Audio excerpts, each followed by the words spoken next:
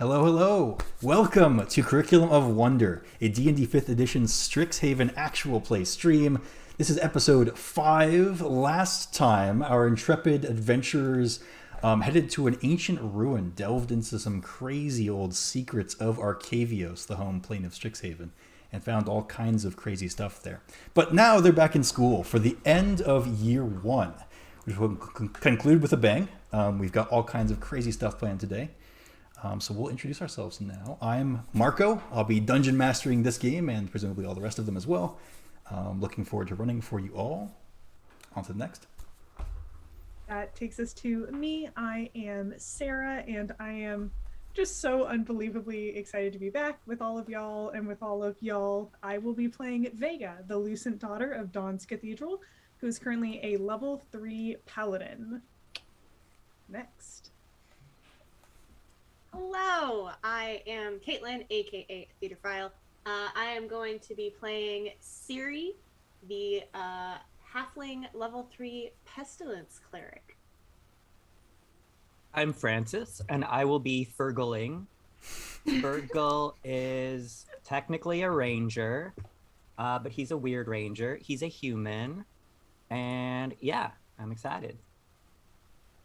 Hey, I'm Sam. Today I'll be playing Stella, the Owlin Druid, also level 3. And hi, I'm Andrea. I'm really excited. Helianthus is back this week from her art retreat, and I am a level 3 halfling druid. Nice. So to roll you guys back into it, last session again we concluded with that ruin delve. You came back, it seems like something went a little bit wrong. Perhaps it wasn't as approved as Plarg, the Dean of Chaos, led it on to be.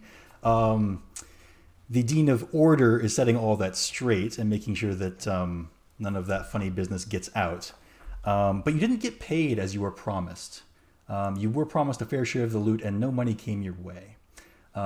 So a week after, we'll say, as this quarter kind of begins to get into full swing, a note does arrive for all of you at your dorm room. You'll find it after your day of classes when you return home.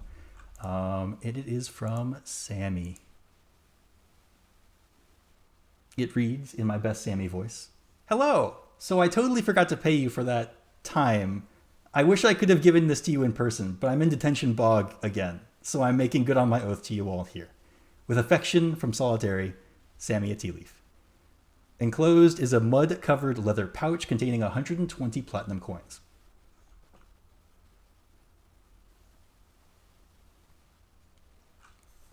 Are we aware of Detention Bog? Is that like a well-known place? Yes. You've certainly heard of it. You may not have been there to see it. It's deep in the Sedgemoor of Witherbloom, and it is a very ominous and spooky place. Maybe it's a little bit medieval or barbaric, honestly, that students who get sent to detention actually end up in a literal bog for it. And the bog itself is quite dangerous, and there's not a lot of supervision that goes on in there, so you're kind of on your own. But folks that come out of it generally are better at taking care of themselves than they were when they came in, and are reluctant to repeat their crimes. So it works. Should we do a jailbreak? Do you think she's doing okay there? I mean, I don't know this person, but if they're in detention, they probably should be. For the same reasons but we didn't go in detention. Maybe not like a jailbreak, like maybe a wellness check or just seeing if she's all right, if she needs any food or anything. I mean, it kind of seems like that's the kind of thing she thrives on, honestly. I mean, she thrives in old dead ruins, not wet, soggy, living bogs. That's true. I just meant like adventure kind of in general, but I mean, Fair we've enough. already snuck into the Sedgemoor a couple of times. What's one more, right? I mean, she does seem to be doing well enough to be sending us what is admittedly a ludicrous sum of money. These are coppers, right? I'm gonna start to rub off some of the... What did you do to get all of that? Oh, it's gonna take like, 3.5 hours to tell you exactly what happened. We went to a ruin and we almost died. There were piles of money and gems. Oh. And honestly, some pretty good fights. We'll have to get Oh, and drinks mage later. hunters. Oryx. Still a thing. Well, the Yeah, Auric that's wasn't much of a thing concerning. anymore. Well, that's true. He was a little bit unthinged by that point. But the mask was still a Yeah. problem. Anyways, it's probably fine now. So what is that? Hopefully. 24 platinum apiece? Depending on how you split it, if you want to give Helianthus a share, then yeah, 24 apiece. Got you a souvenir. Oh, I couldn't. That I didn't fight death. That doesn't seem right. Okay, so 30 apiece then? That'd be the split. All right. So flush with your earnings from last session, you guys can kind of get back into the swing of the semester.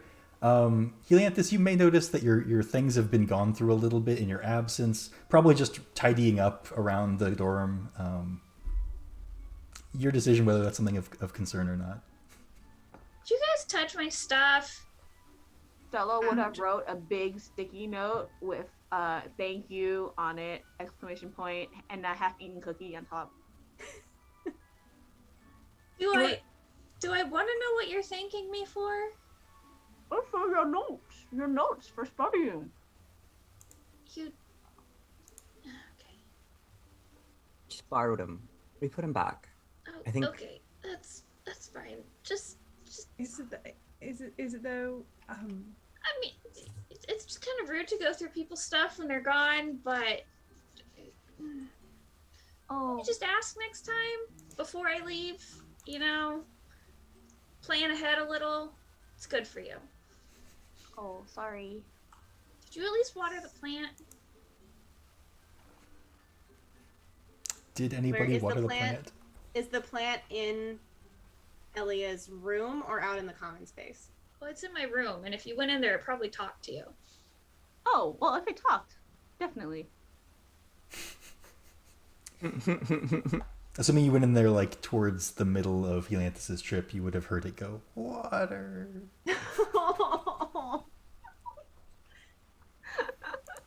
Did Helianthus bring anything back from her trip? Do we see any like canvases coming back in or anything? I have a really big waterlogged looking sketch pad. It's got some, watercolors in it from some studies of light. Cool. Nice. Yeah. All right. So the quarter begins like all others. Your classes have stayed more or less the same. You've probably switched a couple of general eds that are 1 quarter long, but most of your classes last the entire year. Like you're still in magical anatomies, you're still in your various electives, kind of just your humanities and social studies have changed over a little bit.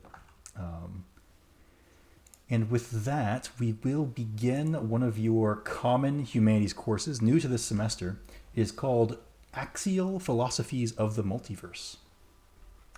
Your professor is an Owlin sage who's known across campus. Professor Sharpbeak, actually, who you've met. They paid you before for taking out that treasure chest gone wrong monster back in your first couple days on campus.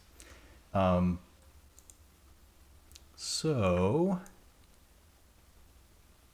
yes. Where are we? As you guys take your seats, on the kind of board in the front of this classroom, there's a very elaborate kind of circular diagram. I'll bring that up for you here.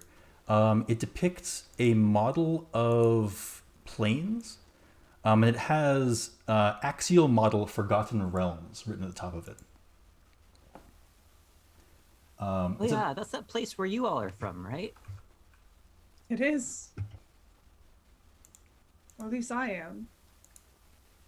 Think so? I don't really get this whole planes thing. Yep. So Professor Sharpbeak will kind of walk in shortly before class start time. They'll clear their throat. or I guess she will kind of call out, "Welcome, class, settle down, settle down. We have much material to get through. Today we'll be learning about the plane system of the Forgotten Realms, a faraway plane where much magical happening occurs on a regular basis. It's also a very interesting model. They have many, many outer planes in comparison with some other places. Please take your seats. Welcome to Philosophies of the Multiverse, Axial Philosophies of the Multiverse. I will be your professor, Professor Sharpbeak. Perhaps you've heard the term alignment before. It's a very conceptual theory discussing the base motivations of humanoids and other creatures that are able to make choices for themselves. It attempts to model morality and tendencies, and it is entirely conceptual. For us mortals and humanoids, that is. For many creatures in other planes that aren't on the material plane, it is very much their reality. Let's talk about it a little bit. Does anybody know what the word good means regarding alignment? Anyone? It's like when something's high quality, like well made or pleasurable. It's good. You could say that, and that's a good guess. But unfortunately, in the context of planes and the axes, good is a very specific term. It means when a being chooses to act in the interest of others rather than itself. By contrast... But, like, who gets to decide what's the interest of others? Like, what if I think it's in someone's best interest, but, like, they don't, maybe? Well, it's entirely on your intention, and so there's no objective measure exactly, though we'll get into the specifics of that in a moment. But in general, if you believe you're acting for others, potentially at a cost to yourself, you would be considered axially good in that moment. By contrast, axial evil is about acting in your own interest, even if it costs others something.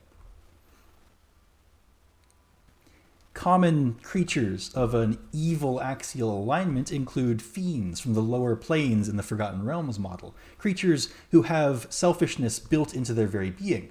Of course, no humanoids have this, and so alignment as applied to humanoids is a very, very abstract concept, but it applies to some creatures quite well.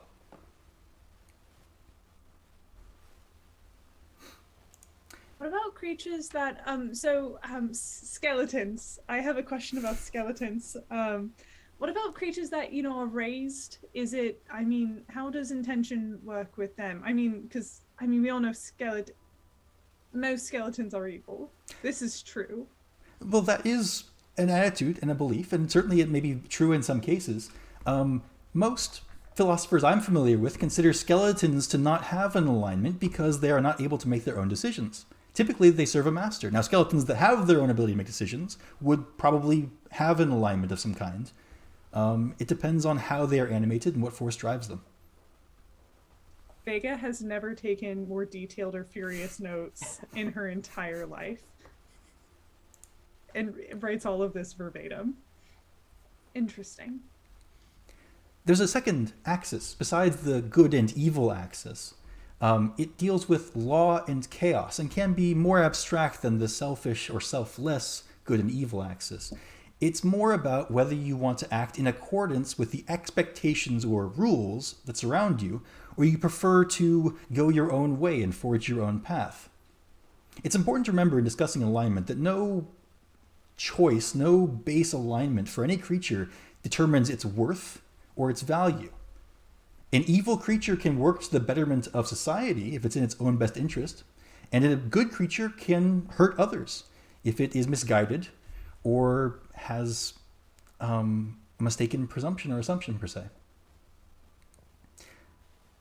But in any case, these axes are important for understanding the planar setup of the Forgotten Realms, which again is a plane far away from here in a distant land. You see, if you look at this diagram, it's set up where good and evil are on the vertical axis, and law and chaos are on the horizontal axis.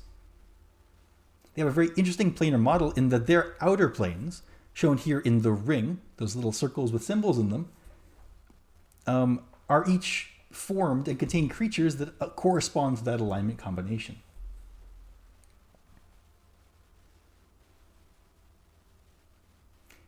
the Forgotten Realms, fiends come from the lower planes. You'd see most fiends in the Abyss or the Nine Hells, demons and devils, respectively. Those are also notable because demons and devils are notably chaotic or lawful.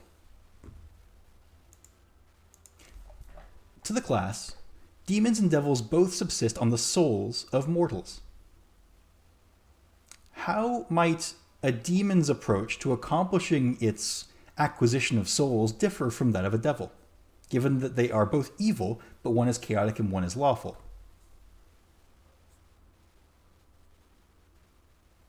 Yes? I have a question. I don't have an answer to that, but I have a question. So if there's like a plane, if there's a plane that's like chaotic, right?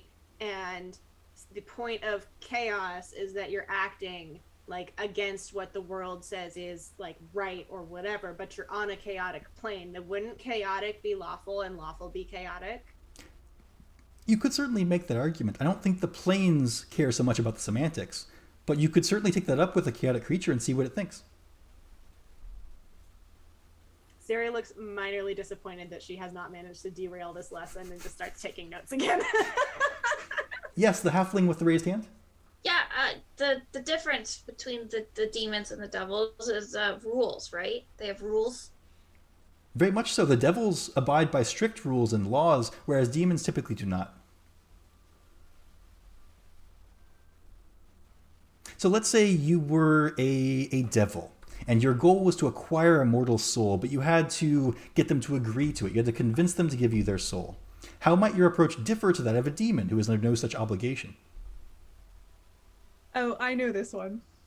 Yes. I mean, demons, the thing is that it's carnage. It's just absolute carnage. They do what they want. Devils will usually try to talk to you first. Having a sharp tongue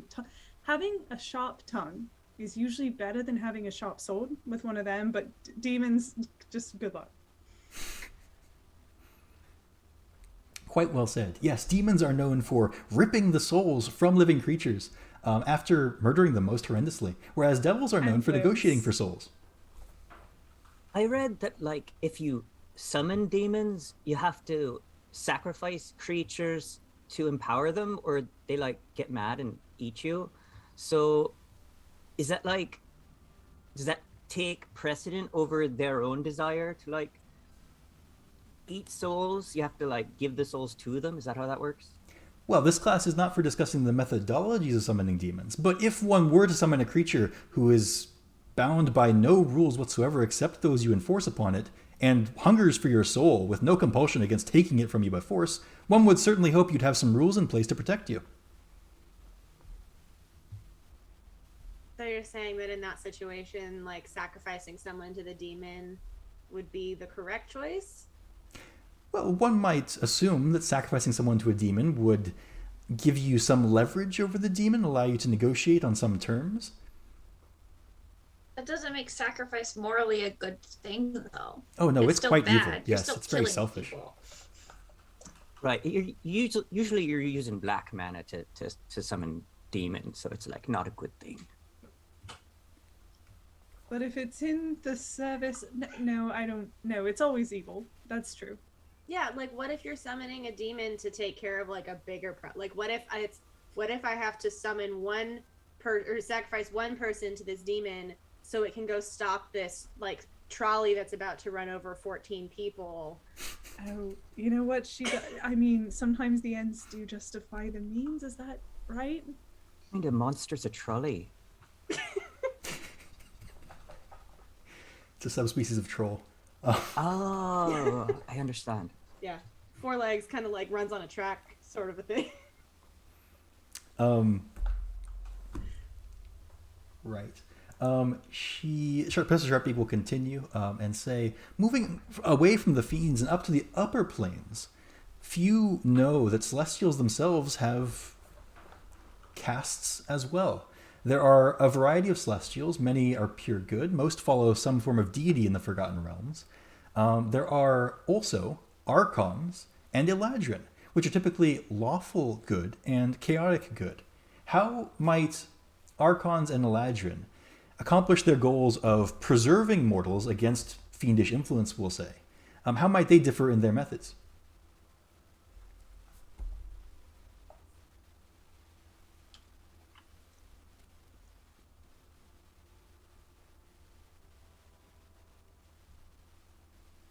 Oh, like chaotic or one would like if they had a friend who was in a bog that the friend was supposed to be in for rules reasons, and like that friend wanted to bring or like the person who's not in the bog wanted to bring their friend a sandwich because they were worried about them, then that would be breaking the rules, but it would be like selfless. So that would be good but chaotic. I Right. forget which kind of angels like that. The Eladrin are typically chaotic good in the Forgotten Realms. And so to adjust your example to a mortal with a soul who's being accosted by a devil, we'll say, how might a chaotic Eladrin help preserve their soul? And they could sacrifice themselves, offer their own soul. They could certainly do that. Yes, that would make sense. Or perhaps do an exchange of another soul. Both of those ideas work within the framework of the soul being owed to the devil, though. What if they like tricked the devil into thinking it was getting the soul, but like it wasn't? And then, because that would be like a lie, which is not going with the rules, but like it is good still. Very You good. could also cut the devil in half. That would also be an option, yes. Chaotic Celestials would very likely either try to subvert the rules put upon by the mortal, or put on the mortal by the devil, or they would simply initiate a fight to end the whole issue of law in the first place. Couldn't you also like just give them a bad soul? Like find someone that like sucks and does bad things and then sacrifice them? Discussions of the value of a soul don't have a place in this classroom. I mean, like, if there's like a person going around like murdering a bunch of people for no reason, like, couldn't you give them that soul? Well, yes, presumably, if the devil was amenable to it, and I think that some devils would value that soul higher than others, perhaps, or maybe lower. I don't know, I'm not a devil. And I haven't been to the Forgotten Realms hells in quite some time. But you have been there. Once upon a time.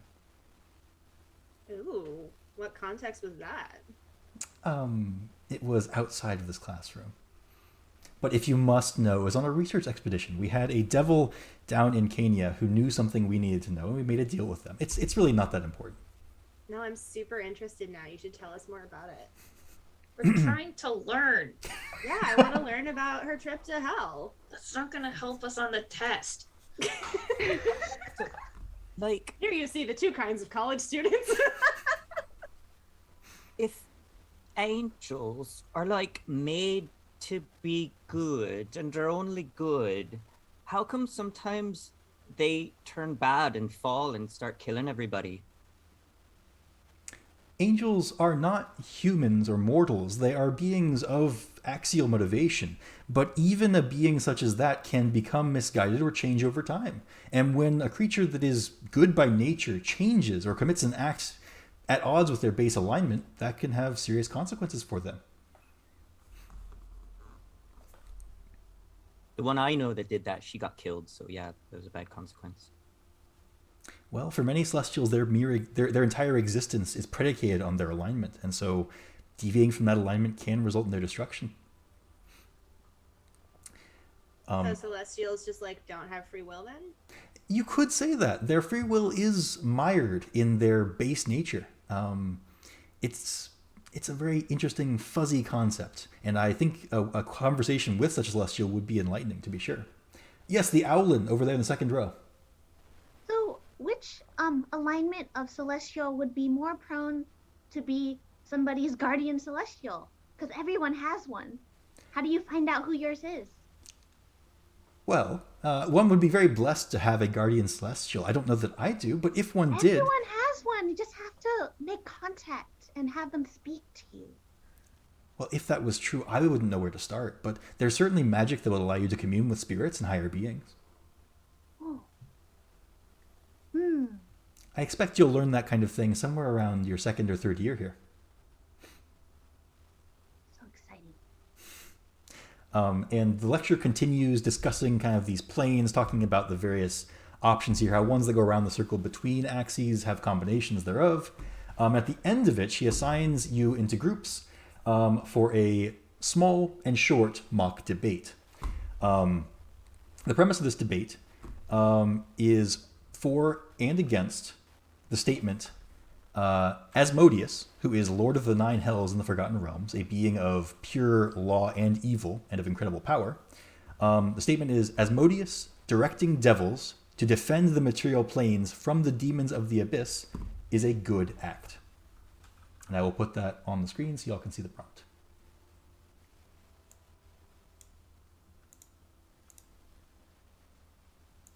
Momentarily.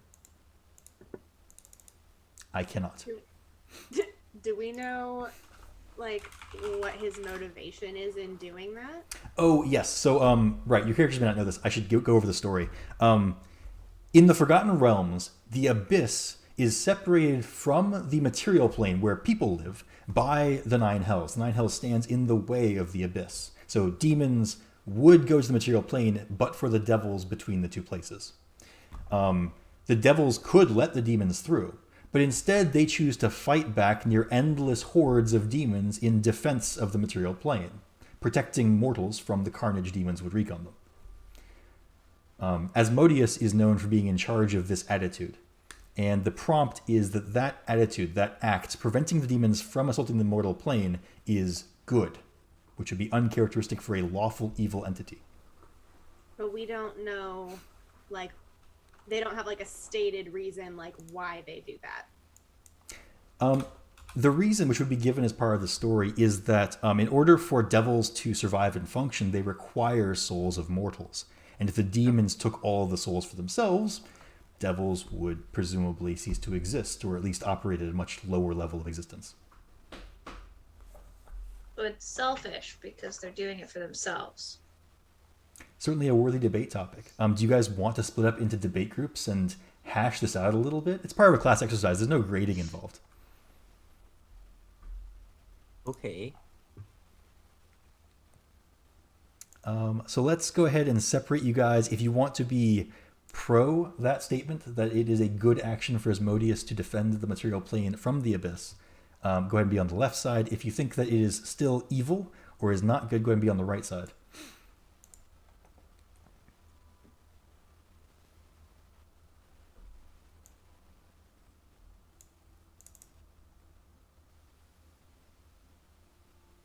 I can't remember which one you put, so I'm just gonna go on the side.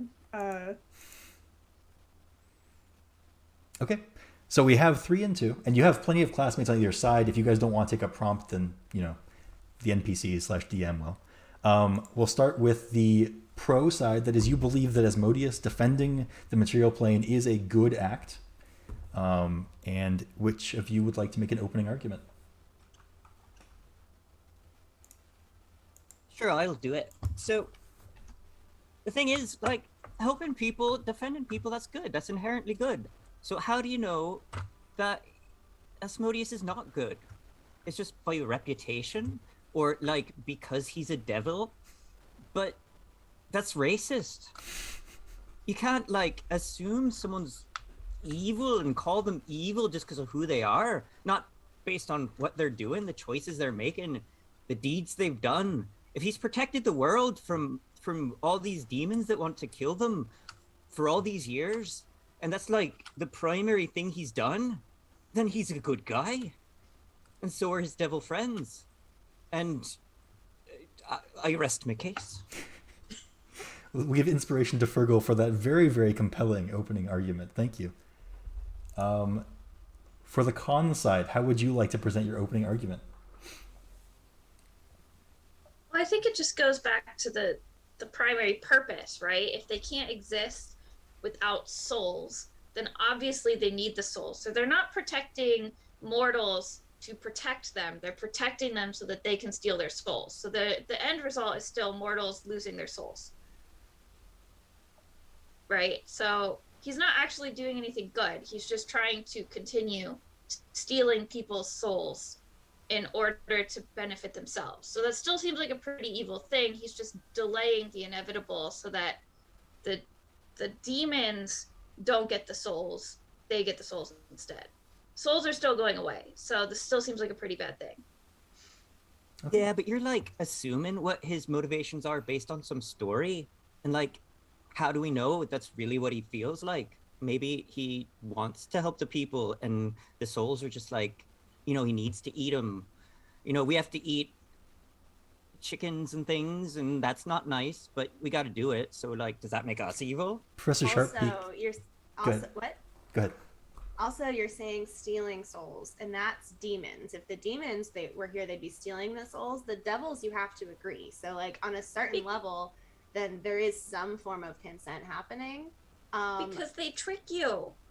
Well, then people should just be smarter, obviously.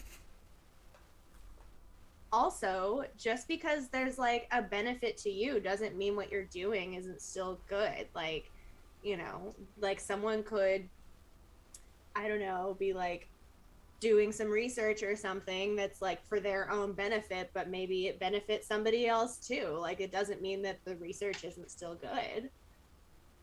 I think that when you compare evil against evil, sometimes it makes it really easy to think that that lesser evil is good. It shifts the way that you perceive something, but in the end, I don't think we can lose sight of the fact that evil is still evil. The lesser evil is still just that. So while Asmodeus's actions in all of this certainly benefit mortals, they're still inherently evil. We must compare it against our own compass, not against that of the demons. Yeah, but like, it's only evil to a certain point if you allow it to be. I mean, they're keeping the demons from coming here, net positive. So like, you just, like, live in a demon-free world and don't agree to give a devil your soul, and then you're fine.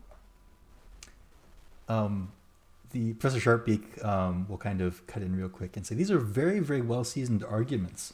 I want to make sure that everybody has a chance to give their opinions, and you've all really expressed your points quite well. Does the blue-shawled owlin in the second row have an opinion on why Asmodeus is or is not good in this scenario?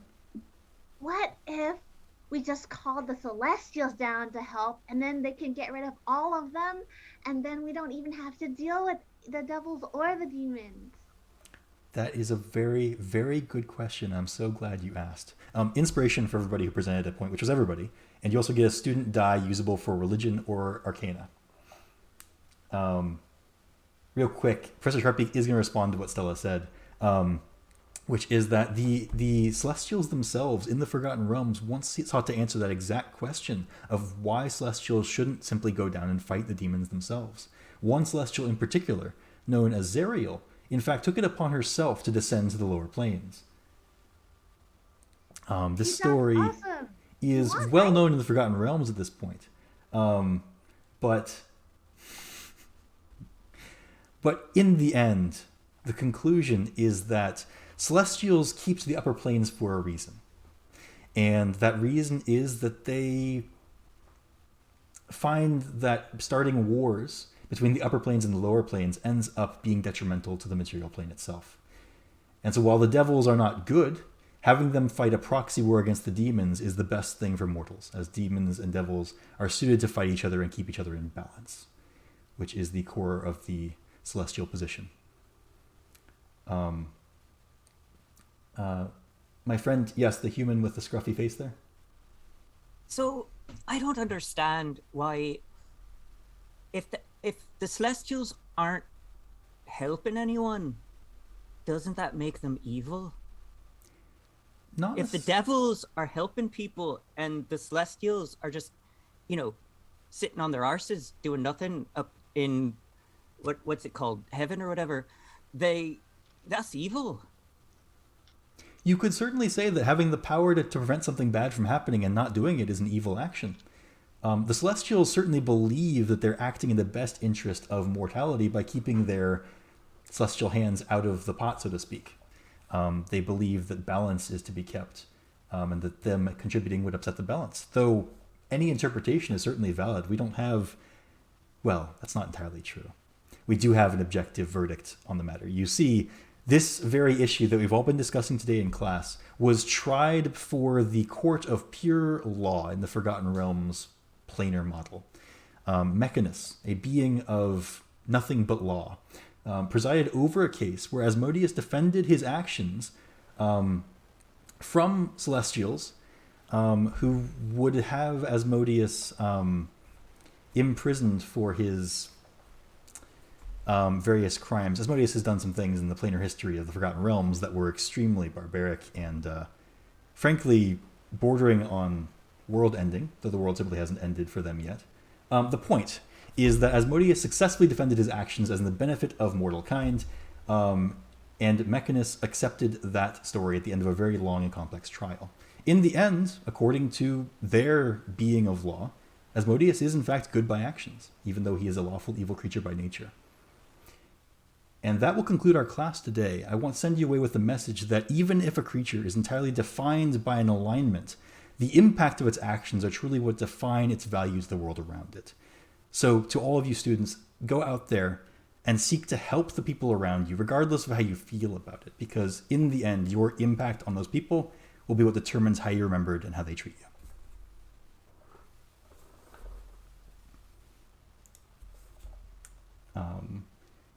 The bell rings for class, signaling the end of the period, and you guys are welcome to leave class and head on to your next course. We'll say it's lunchtime. You have some time to head over to the Bow's End maybe and get some food and discuss what you've learned if you'd like. Otherwise, we can go to the next thing. You suppose Mechanus is more like Phyrexia or Mirrodin? Ooh. What? Never mind.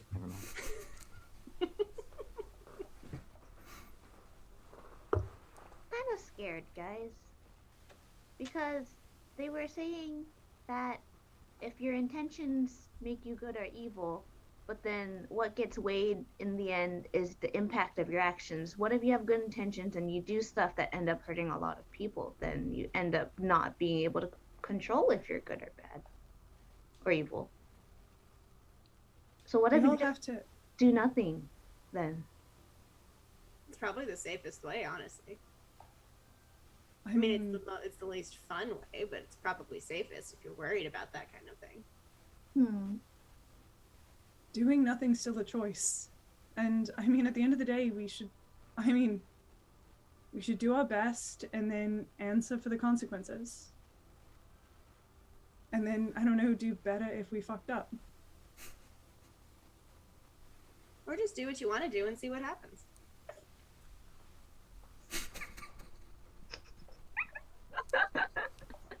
It depends on what you want to do. I want to be good though. Then be good. There's Diet Coke in my nose. 1 second. Oh no. Other students around you coming from that same class are having very similar conversations. You can tell everybody's ideas of what is good and what good means has been widely opened by this course on philosophy. So these conversations continue. They follow you to the Bow's End. Other first years like yourselves, all discussing morality. And it's a very interesting time thereafter for a brief period, where talking about good and evil is the cool thing to do among first years. Yeah, Strixhaven's full of nerds. It's giving freshman year philosophy class. Yeah. Right. After that, we will go to, let's see, between classes, how about we have Siri get an opportunity to do some extracurricular stuff? I know we've not done extracurriculars in a while. What would Siri be doing kind of between classes in that last quarter? Yeah, so I'm gonna run back to our room, or our dorm, into my room, and grab the little pot, which over the last few weeks I've been curating a cutting of the death nettle plant. So it's it's a couple inches. It's like a smaller. I don't know how plants work. I just know cuttings are a thing you can do. Mm-hmm. Yeah. Just keep going. Yep, and I'm gonna take my little plant and I'm gonna head over to the potion club with my little plant. Cool. Yeah, Erzmaktok Grosh is there. He's got a big apparatus of bubbling fluids and beakers and tubes and all that stuff going. All kinds of colorful liquids in there. It smells quite awful, but that's pretty standard for the potion making club. As per usual, he is the only one here, as the potion making club is not a very numerous club. Yeah, it's like it's just and like I'm a little like Syria. She walks in is a little bit less like hesitant now because like it's been a couple, you know, we've been around. We're not like super friends, but like yeah, we're used to walking around in here. Is it not called Death Nettle? I thought it was. It is called Death Nettle. It was Death Whisper. No. Oh, you're right. Death Whisper Nettle is the actual technical term. Okay, But I'm sure Death Nettle works just fine. Inventory, so that's wrong. So I'm gonna walk in and just kind of look over Urzbek talks. Wait, no, he's a troll and not a halfling. I'm gonna like look around his like calf, and just oh, interesting. What have you got going here? He kind of peers down around at you and says, it's a complex concoction synthesizing the properties of 5 individual species of arcano-botanical plants. I'm designing a new sort of potion. It's a study aid intended to... He gets like a look on his face. Perhaps you'd like to be a test subject? I assure you that any negative side effects will be addressed quickly. Oh, I'm used to negating negative effects at this point. Real quickly though, I do have something that might come in useful. I was planning on bringing anyway, and I will pull out my little cutting and go. I've got, I mean, so many of these at this point. I've made like 14 cuttings, just giving them to everybody, you know. So I just thought maybe you might be interested in one too. I'm just trying to get rid of them. He like blinks blankly a couple times and says, that's very generous of you. Cultivating Death Whisper nettles is a little bit difficult and painful, I'm told. Oh, is it? Well, that's what I'm told. I haven't done it myself. Well, here's your chance, I guess. He'll take the plant from you. Thank you. Now, what am I trying? Yes, right. And he sets the death nettle next to all the beakers. Takes a beaker full of bubbling fluid off of a flame, magically cools it down, and hands it to you and says, take just a mouthful and tell me how you feel. I'm gonna do the whole, like I'm gonna try to see if I can tell any of the components that are in it. I'll do like a little swirl, I'm gonna do the full wine tasting, like tilt it to see what it looks like on the side of the glass, like Sure. just to see if I can pick up anything about it before I drink it. Nature, even survival, arcana, all those could work. I will go with survival. That's a good idea. Oh, it's pretty good. 22. Nice. You definitely detect some very, very interesting plants in here. The two you detect are a pair of roots that are well known for having transformative properties. They're components in such potions as potions of gaseous form, potions of flying, potions of animal shape. They are transformative, we'll say. You can't quite identify the other 2 components, or the other 3 components, as you mentioned there were 5, but those are pretty clear. I'm gonna pull my knife out and just kind of set it on the table, and just go, just in case I happen to like lose opposable thumbs or something. This does have an antitoxin on it, just if it's useful, and then I'll take it. Okay, yeah. It is an incredibly complex flavor. Just a huge bouquet of like herbal bitters and sweets. As you swallow it, you feel this tingling sensation go through your entire body, and like you start to notice something on your nose. Like normally we don't see our noses; they're in our vision. We don't look at them, but your nose starts to like turn green and sprout some little leaves. And Urzmaktok is kind of watching you. He's got a notebook. He's just kind of jotting down notes and says, how does that feel?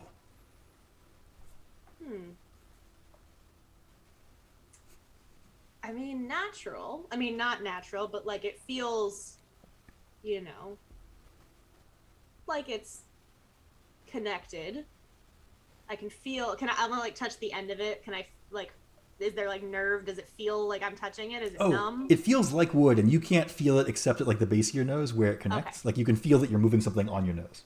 Okay. Yeah. There's the sensation goes to like about here. The rest of it, just pretty sturdy though.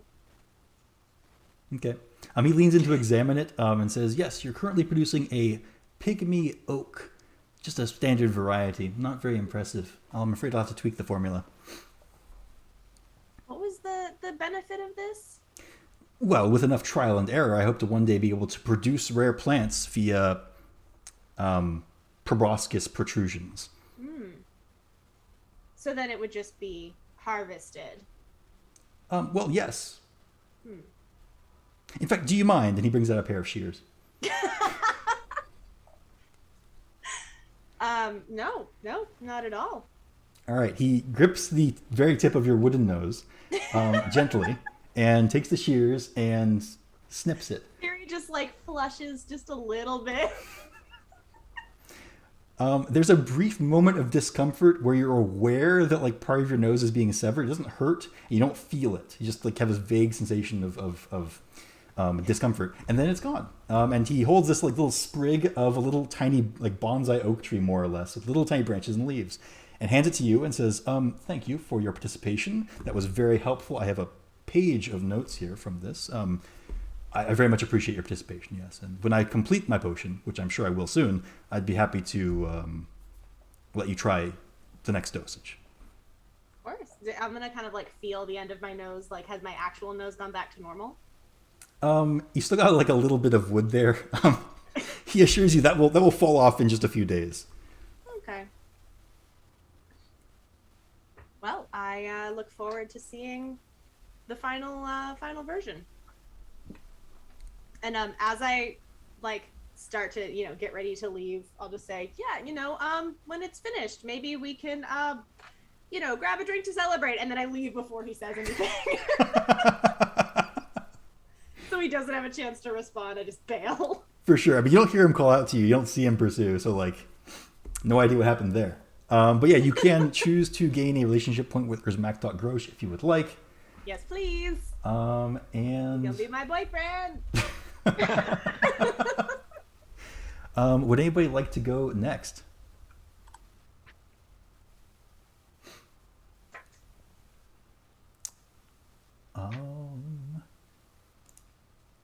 Then I will choose somebody. Oh ho ho ho ho ho.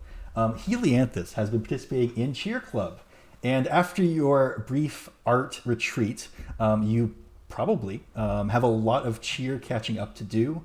The final quarter, as everybody who's anybody knows, is when the big Mage Tower game of the year happens. Now, Mage Tower is a ball game played on Strixhaven campus.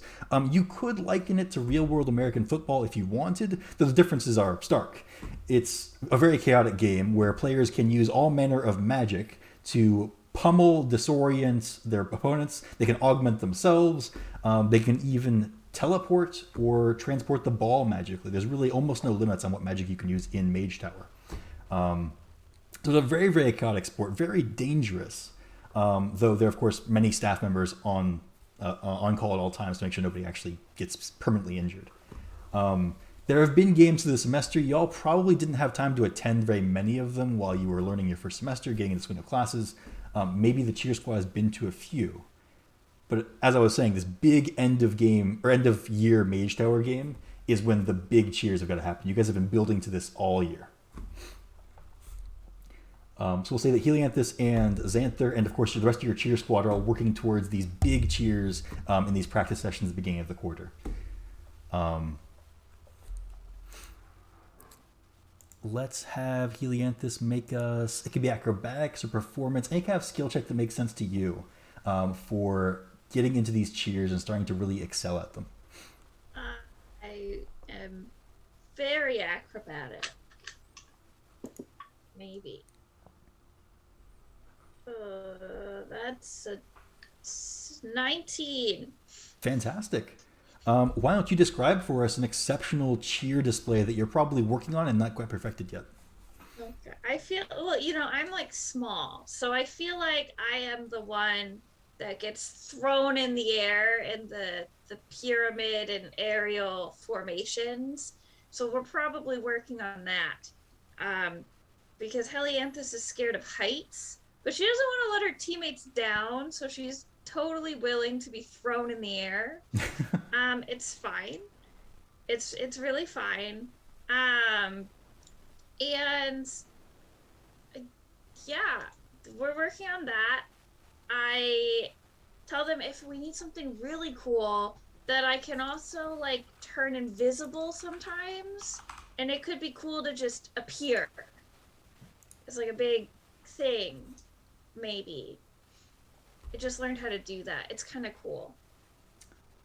Yeah, I guess Xanther will chime in on the idea. He'll say, "Wow, that's so cool." Okay, all right. So here's my idea, and you let me know what you think. Okay, you decide what happens here. But my idea for using invisibility is that you turn invisible, and then we throw you when you're in midair. Then you let down the spell, or however that works. Yeah, that could be cool because then it looks like you're not throwing anything, and that's kind of weird. And then, poof.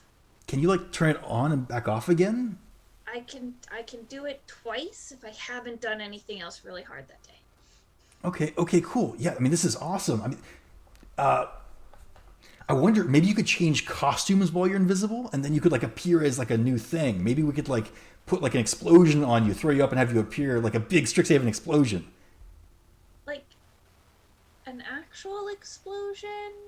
Well, no, that would probably hurt. No, absolutely not. That's unsafe. I don't want to like actually explode, but we could probably use. Do we have any friends that do the smaller magics with the? We need some minor illusion-y friends. I don't have that, but I'm sure somebody does. Yeah. You would know by this point, just because it hasn't come up yet, that one of your dorm mates has a wand of pyrotechnics. You could have borrowed it if you want. Just saying. That sounds cool. I would definitely bring that up. There you go. Siri would absolutely lend that to you for this. How do you feel about like fireworks? Xanther's eyes literally light up, and he says, "That would be awesome." Yeah, I'll talk to. Do you remember Siri? She's like the opposite of you in so many ways. Mostly energy, like vibes. Like you're really positive and peppy, and she's like not. Do you remember her? Yeah, she's kind of dark and gloomy, not really loud at all. Really like dark energy to her. Never says much. Always unenthusiastic. Totally dig it. Big fan. Yes, her. Well, she has this wand thing that I guess makes fireworks. I don't know. She's talked about it once. I've never seen it, but it could be cool. My head would literally explode in flames. You'd probably have to stand back a little bit. We should absolutely do this. I could not be more excited. Is that normal? Is that healthy? Oh yeah, just happen the whole time. Don't worry about it. Totally normal. Okay. I just don't want you to like actually explode. In fact, you can see right now that like talking about all this with his eyes literally like alight. His hair is a little bit glowy with like a few flames poking up out of it. That's really cool. Like that doesn't hurt. No, it's just it's like something that happens when I get fired up, Yeah, does it hurt other people? Oh well, yeah. I gotta be really careful not to light anybody or anything on fire. Okay. Good to know. Don't worry, I'm really good at that though.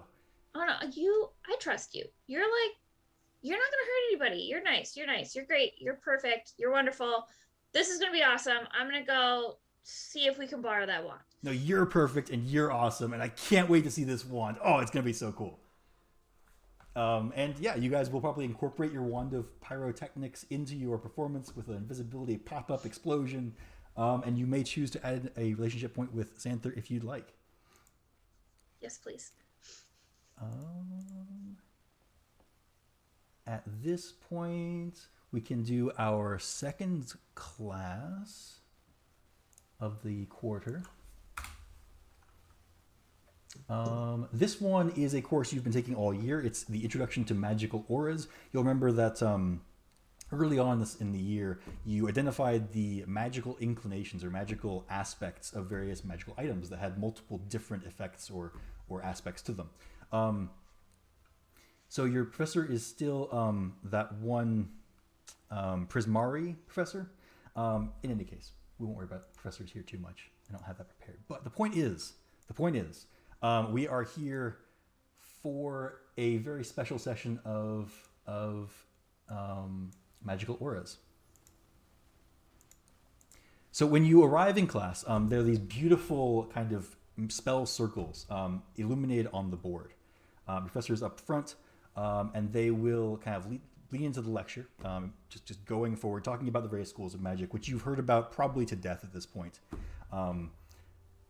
There are, of course, abjuration, conjuration, divination, enchantment, evocation, illusion, necromancy, and transmutation. You've had those drilled into you from the very beginning of the semester. You're probably tired of hearing about them at this point, but they are all you've been talking about in this course for all year. Today, your professor will tell you, we are learning about spells. Spells only have one school each, but the effects of different schools of magic can overlap in some cases. And so understanding the inherent school of a spell can be a little bit tricky. Today we'll be learning how to differentiate schools from each other, and perhaps at some point you'll be able to use this knowledge to design your own spells. Ooh. So, for starters, the divination spell Detect Magic can be used to see magical energy tinged in the colors or shapes of the magical school it originates from. You may have already seen this yourselves. Detect Magic is a very, very common and useful spell. If you don't have access to that spell, you may borrow one of these pair of lenses on the table. She's got a bunch of basically spectacles with colored lenses up front. Many students like yourselves in the class will go up and grab a pair of spectacles. If you don't have one, you're able to borrow one of those to temporarily gain the effects of Detect Magic. Marco, my camera just failed temporarily. I may have just ruined everything. It's looking okay so far. Okay. We can still see you, in fact. Yeah, I just didn't know if the windows shifted around because sometimes Zoom will do that. Oh, It no, they looks totally like did shift. Virgo Yeah. is- yeah. Oh, okay. My camera Just just died. Well, Am I rather part of than Vega fix now? that on What's going stream, Sorry. that's okay. The USB just died. We'll just pretend for this class, and then we'll fix it over the break. Sound good? All right, cool. So we're just being mislabeled for a little while. Please bear Wait, with who us, are we all folks. playing then? All right, so the professor will, on the board, gesture, and you'll see a large variety of spells be described on the board. These spells... Yes, you. Oh, geez. Okay. These spells... Can you guys see this? Probably not quite yet. All right.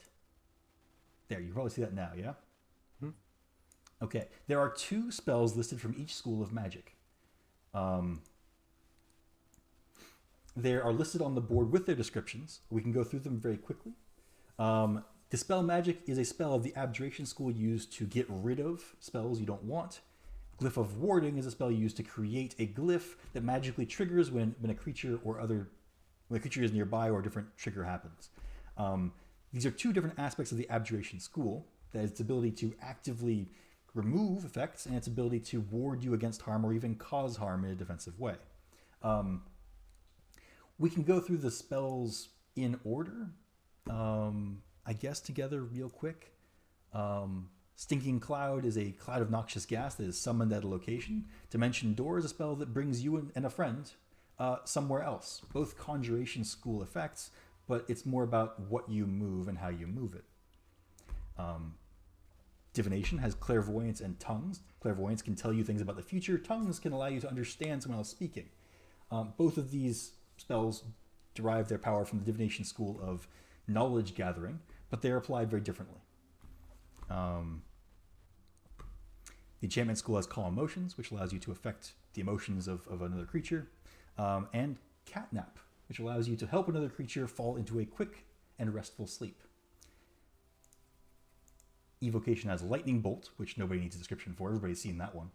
And Mass Healing Word, which is a way to infuse a number of creatures near you with healing energy. Both evocation, but very different in their applications. Literally polar opposites as far as damage is concerned. Invisibility hides you from view, whereas Phantom Steed creates a mount. You can ride the illusory mount. It's quasi-real, in fact. Very, very different applications of illusion magic there. Necromancy, of course, can be used to harm with blight or even bring folks back from the dead to revivify. And transmutation can be used to speed a creature up or modify a creature to be able to speak with vegetation. So, from this lesson, from these examples, you'll find that each school of magic has broad applications and its base purpose can be applied in a multitude of different ways. Do your characters have any questions about these spells and the various ways the schools work? Yeah, Fergal. So how come talking to people with tongues is divination, but talking to plants with speak to plants is transmutation? Like, is that because people and plants are different, or the spells? What? I don't understand. That's a very good question. And really, the way to identify how the spell is working is the key. You see, with tongues, the spell is simply allowing you to understand and the other creature to understand. It's not changing what you say or how you say it, it's just translating for you. Whereas speak with plants is literally changing the way that you're able to speak into a different form that plants are able to understand, and vice versa. Physical changes are occurring with the transmutation, whereas the knowledge is simply being converted for you with divination. So, like with the tongues, the caster has the divination of understanding, but then the other person also has the divination on them so they can understand too. Well, the spell makes it both ways, yes. Tongues is a very powerful divination spell.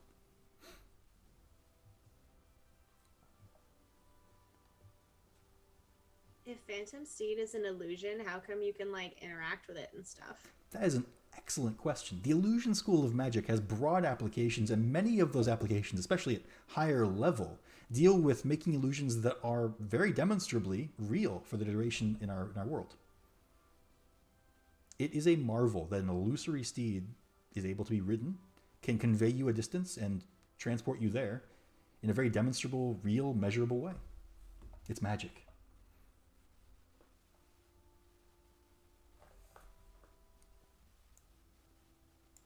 Any other questions about these schools of magic and their various applications? Excellent. Then as a class, we will undertake a brief activity where we'll have you categorize existing or new spells by their effects. The first spell I would like you to categorize is a spell that heals one creature by harming another.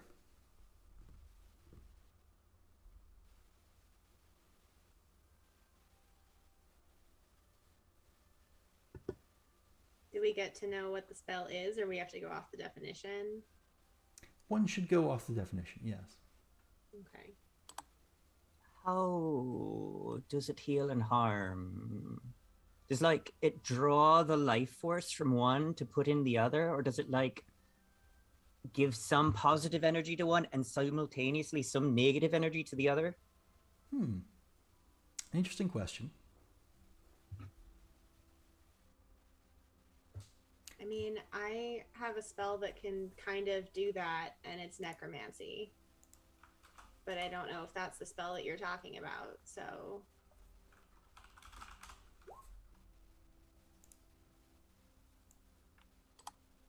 Well, do you think it's necromancy, or do you have any other ideas?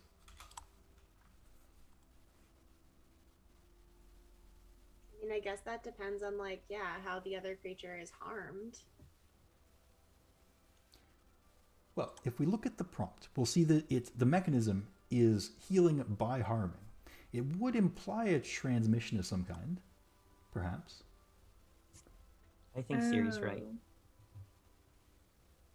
Because, like, the healing is evocation, but the harm could be anything. But, like, going from one to the other feels like necromancy. Or is it perhaps transmutation? Because it's changing the nature of the thing? It could be. I feel like transmutation ends up being more with like objects and stuff. Alright, then Although I mean, guess that's not like haste isn't objects.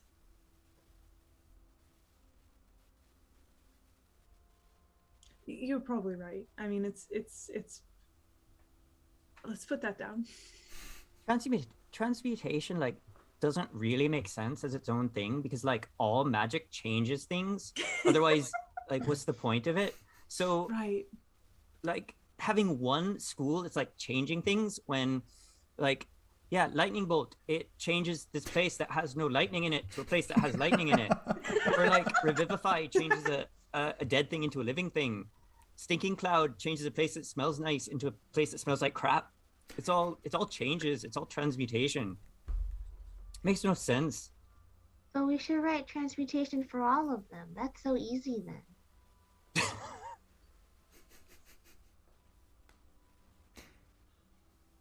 I don't think that's the right answer.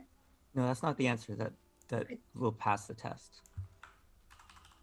Oh, you're very convincing. I'm just saying the system makes no sense.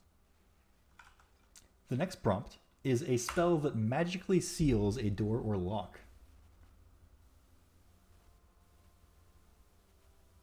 That kind of sounds like abjuration, like you're protecting something by locking it. That was my first thought too. All right. The next prompt is a spell that enhances the appeal of a piece of art. Well, that feels like enchantment.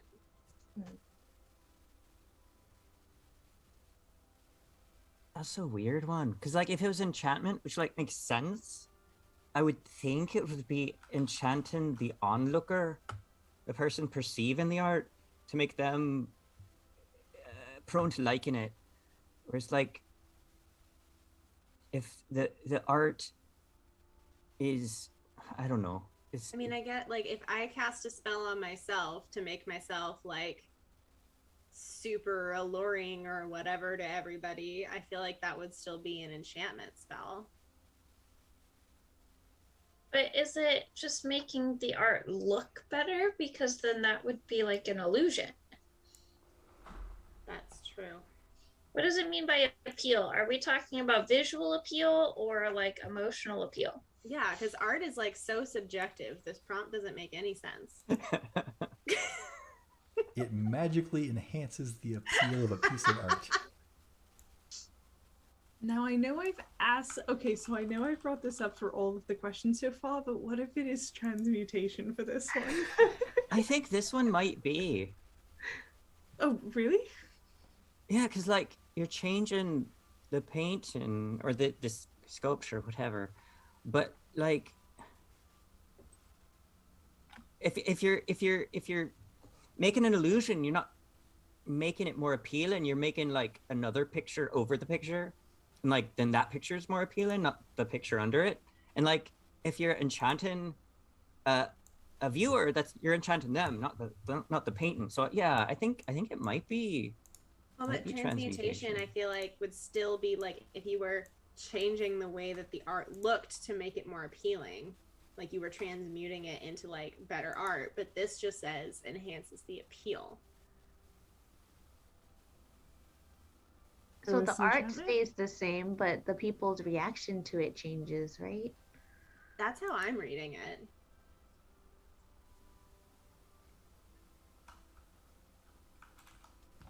What if it's divination? Because you're having to like sense what the viewer finds appealing. I feel like that's a bit of a stretch. Divination feels more like knowledge based, and this isn't really getting knowledge of any sort. You just want other people to be happy. That's fair. I feel like enchantment is kind of what I'm thinking. Wait, isn't there? There's an enchantment spell. It's I'm blanking on the name of it, but like you could cast it on a thing and it makes people either go to the thing or run away from the thing. And that is like you're putting the spell on repulsion and anyway. So Oh, attraction oh, and it's like- repulsion. I mean, is it like when I make someone duel me? Maybe. It's probably, you know what? It's probably not like that. Like a Never mind. compelling, yeah. When you like compel people to do stuff, I mean, you're like but I compelling don't people wanna to like art. yeah, but I don't want to fight the painting. Don't fight the art. Unless that's like the purpose of the art, you're just gonna break something, and then Or you're if gonna make it's- somebody upset. Or if it's like that decorative box we found and the art is trying to fight you, then you should fight the art. So I'm very confused about this one. I'm changing my answer to enchantment. The next one is a spell that increases the rate at which a material burns.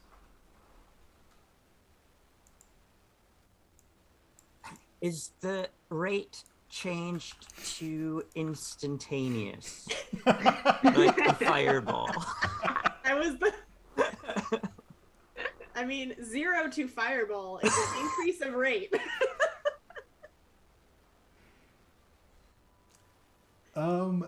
We'll say it just simply accelerates it, not instantaneously Alright, it's solves it. I mean, do we have an answer that's not evocation? Because I still think it's evocation. I mean, you're making energy. That would make sense. No, what if like this one could be transmutation? Like, what if you're changing water into alcohol? Then it's gonna burn better. That's true. I mean, haste is also transmutation. They do speedy things in there. That's, yeah. That one's like, you're just casting haste on fire. I don't think you can cast haste on fire. Not that spell specifically. You can make it a new spell though. It could be a new spell. I think these are all new spells. I don't think I've heard of like any of these specifically, except the first Ooh. one. I want to name this one Fast Fire, or yeah. I think you're right. I think it's transmutation.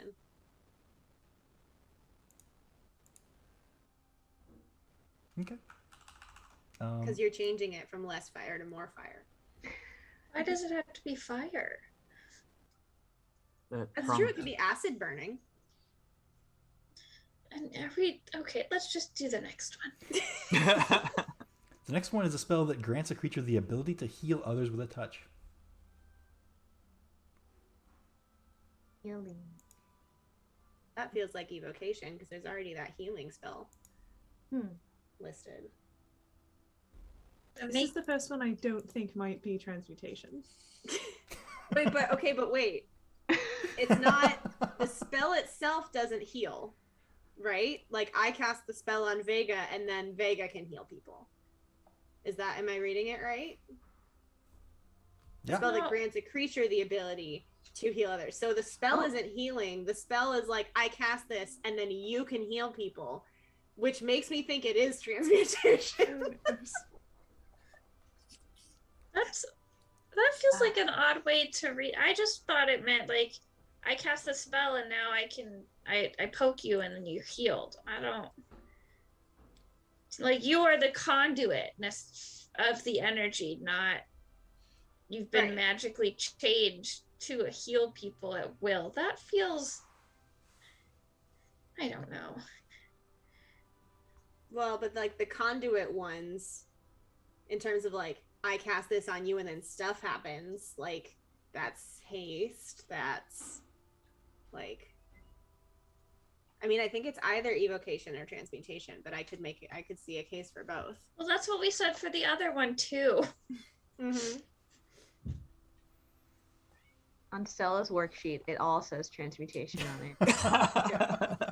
She's already gone ahead and filled in transmutations for the ones we haven't covered yet. You'll see other Transmutation students until proven similarly give up otherwise. around the room. The exercise does seem to be a longer one. There are only 3 more prompts. You guys can choose to not complete them. They certainly are dragging on. The next one is a spell that allows a creature to magically see behind it. Divination. Divination. Yep. Could be. The next one is a spell that manifests an elemental prison around a creature. Ooh. Abjuration? Or conjuration. Oh yeah. Is it transmuting the floor up? Like, are the bars of the prison coming up from perhaps the floor, or is this like a brand new thing that's showing up? Or is the prison an illusion? Or is it perhaps made of is it bones? evocation because it's an elemental energy being summoned to trap Ooh. something? Oh yeah. Vega writes down Vega first wrote down transmutation, crosses it out, writes conjuration for this one. I'm saying evocation. I think I'm gonna go evocation, yeah. All right, think the it's last Elemental, one. that's a good catch. The last one is a spell that shares memories between creatures. Ooh. Divination? Or illusion, maybe. I guess it would depend on how they're being shared. Yeah. Like, are they seeing them in each other's heads, or are they seeing them like out in the world? Or do we just know them? I think I'm gonna err on divination for that one. That sounds good. Spells are confusing. Reading someone else's memories would be divination for sure, but then sharing them with someone else, I don't know if that's divination. Unless it's like tongues and it gives the other person the ability to divine what's in your brain. Right, that's what I'm thinking. Is that it's similar to that, except instead of language, it's just memories. But like, if it's manifesting the memories, then I think it'd be illusion. Or enchantment, if you're letting the other person, like, Oh yeah. I don't know. So the professor will kind of, once everybody's had a chance to work through their workbooks, a lot of people are giving up partway through. This is a very, very challenging exercise, clearly. And you can hear different answers for all the prompts around the room. Professor Lin will kind of adjust the room and say, if you're having trouble answering these questions, it's because the schools of magic are not cut and dry. They overlap each other quite significantly in every single way. For example, a spell that shares memories between creatures could absolutely be divination, but the spell that does something closest to that, modify memory, is in fact enchantment. These don't always make sense. A spell that increases the rate at which a material burns is transmutation. That exists. And yet, certainly, an evocation spell could accomplish the same thing. I hope that in going forward with your magical careers and understanding the world around you and the energy that powers your spells, you'll take into account these ambiguities in magic and get a little bit creative. In crafting spells, you can be interpretive. Your will is the most important thing. Yes. Which sorry, one of us? The human with the scruffy face in front. Yeah, so like, why are we doing this system instead of the color system? Because like sharing memories with someone is clearly blue, and making something burn faster is clearly red. It makes more sense. Yes, the colored magical system that is prevalent on Arcavios is relatively unique to this plane. Not entirely, but it is considered more academic to divide spells by their school. And it is I like technically more colors. useful for crafting new spells. Yes, the halfling. So we just had to do this whole assignment so that you could tell us the assignment was bullshit. Well, you could certainly say that. I hope that many of you have learned that magic is simply more complex than any one person can intuit. The only solution is a long lifetime of study and understanding. Mm-hmm. Siri just kind of stares at the professor. For sure. And as the bell rings and lets you blissfully out of that class and away from the unbearable monotony of magical auras, you guys can hear other students talking about how that class was incredibly boring, even worse than usual. At least the last couple of sessions, we're talking about great enchanted weapons and the like, or powerful mages. This one was terribly dry. But yeah, you guys can, I guess, head off to your next classes. I think this is a good time for our midstream break. We'll take 10 minutes and we'll be back at around 8:30. Yeah, about 10 minutes. Talk to y'all soon. And we're back. Welcome back to Curriculum of Wonder after our short break. Our party has been going through some pretty intense coursework, very academic and theoretical and conceptual. But they are powering through it so we can get to those juicy end of quarter activities and celebrations and who knows what else they'll get up to. So let's resume. We've got some more extracurricular activities planned. Let's go to Vega with the LARP Club, the live action role playing guild of Strixhaven campus. Yes, it's a very, very real thing where folks dress up in costumes and beat each other up with mock weapons. I believe Vega has been lending an air of realism to the LARP Club's activities. Well, so Vega, when like kind of the camera zooms in on the LARP Club, everyone's in costumes today, and so Vega is actually for the first time wearing her costume for her character that her kind of dear friend Kadoris has really helped her workshop over the course of the semester. She's wearing these long black velvet heavy robes and like a deep hood that conceals her face, and her hands are kind of inside of the robe's arms, but there's actually a spectral hand in a kind of like a light blue that's gesturing out in front of her as she talks. All right, what do you think? Was that good? I've been trying it out. I don't really know about a voice yet, but the robe is good, right?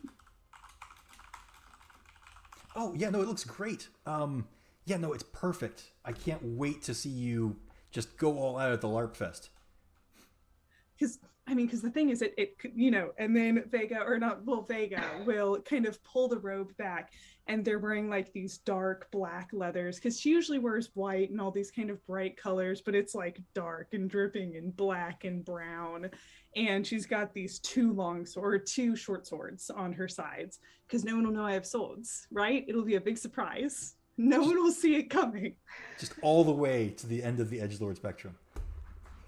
Right? It's because I'll come in, I'll have the magic hand. People think, oh, maybe she's a caster, and then I'll surprise everyone with swords. Oh yeah, for sure. You know, like it's gonna be mostly the LARP Club, like doing the LARP Fest. I mean, there's gonna be guests, but like we all know that. No, you know what? That's awesome. That's fantastic. I'm sorry I said anything. That's incredible. I can't wait to see it. It's gonna be great. And you can use two swords just like you can use one. Yeah, sure. It's a little bit harder. This is the LARP, right? We're supposed to be imagining things that could be, right? So that's why I'm Azra, penumbral maiden of Dusk's sanctuary. And I use two swords instead of one. How'd you come up with that name? That's really deep and dark and gloomy. I like it. Yeah, no, I like it too. It's kind of spooky. It's got like, main villain vibes. I dig it. I mean, how's your character going? Oh, I'm kind of struggling. I'm really only good with a bow, so I can't really change my weapon. And okay. I really like colorful clothes. I don't want to change that. I guess I could just do like a single color for my outfit, maybe just pink, and I could pretend to be a mage and then pull my bow out. That's a thing, right?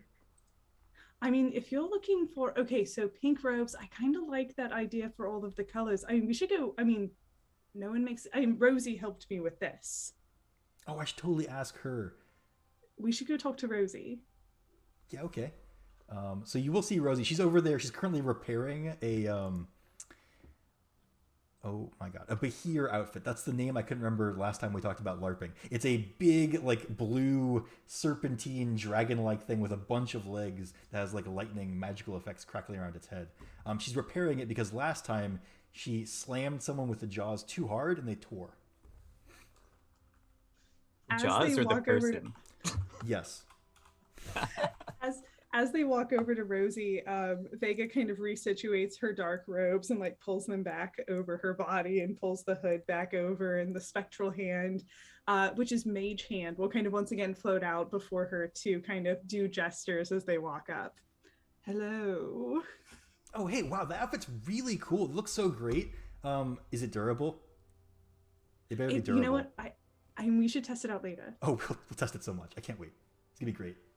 Are you excited for LARP Fest? I'm so excited for LARP Fest. I haven't done a LARP Fest before. It's going to be amazing. Just think of all the people I'm going to have in front of me to chase. Yeah.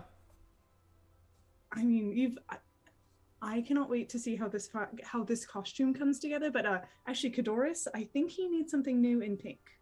Oh, Kadoris. Yeah. Geez, I've got some pink cloth over here. Come on, let's follow me. We'll go. And Kadoris will follow her over to like a big old supply box that has a bunch of different fabrics in it. He'll pull out some pink silk. and they'll start their work on constructing something. They do use plenty of, I guess, magic to begin to like help the crafting process, align things, get all situated, market, that kind of thing. So the costume gets underway pretty quickly.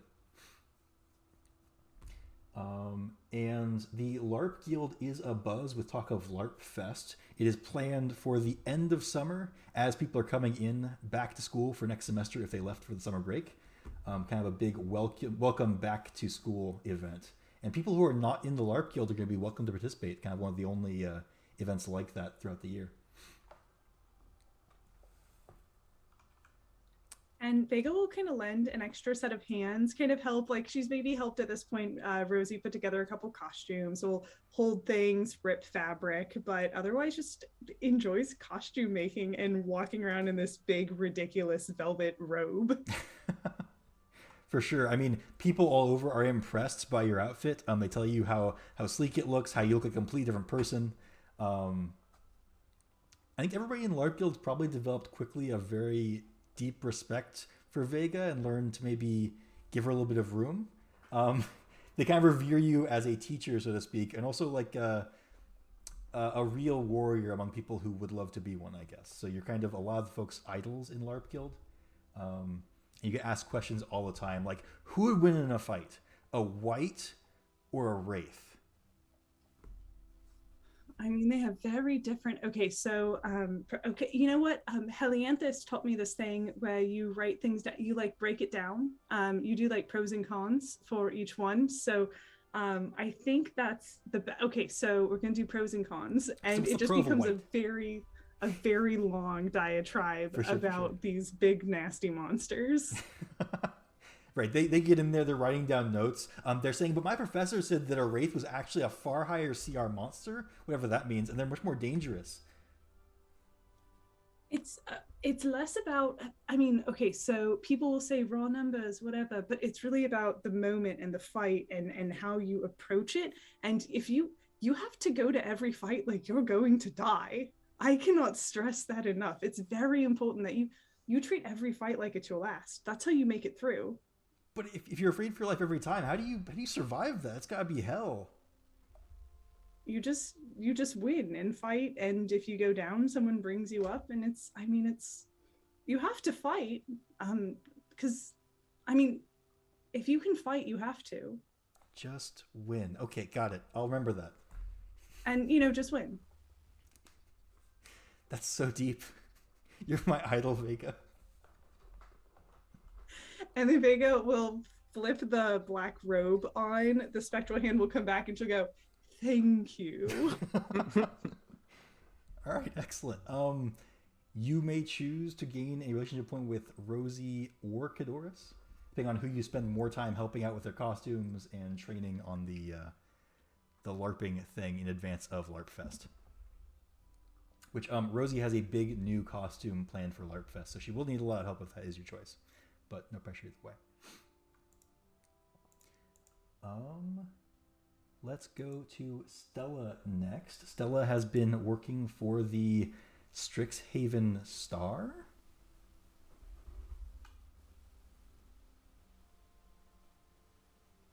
Stella is kind of looking over her notepad. She was trying to work on a new story.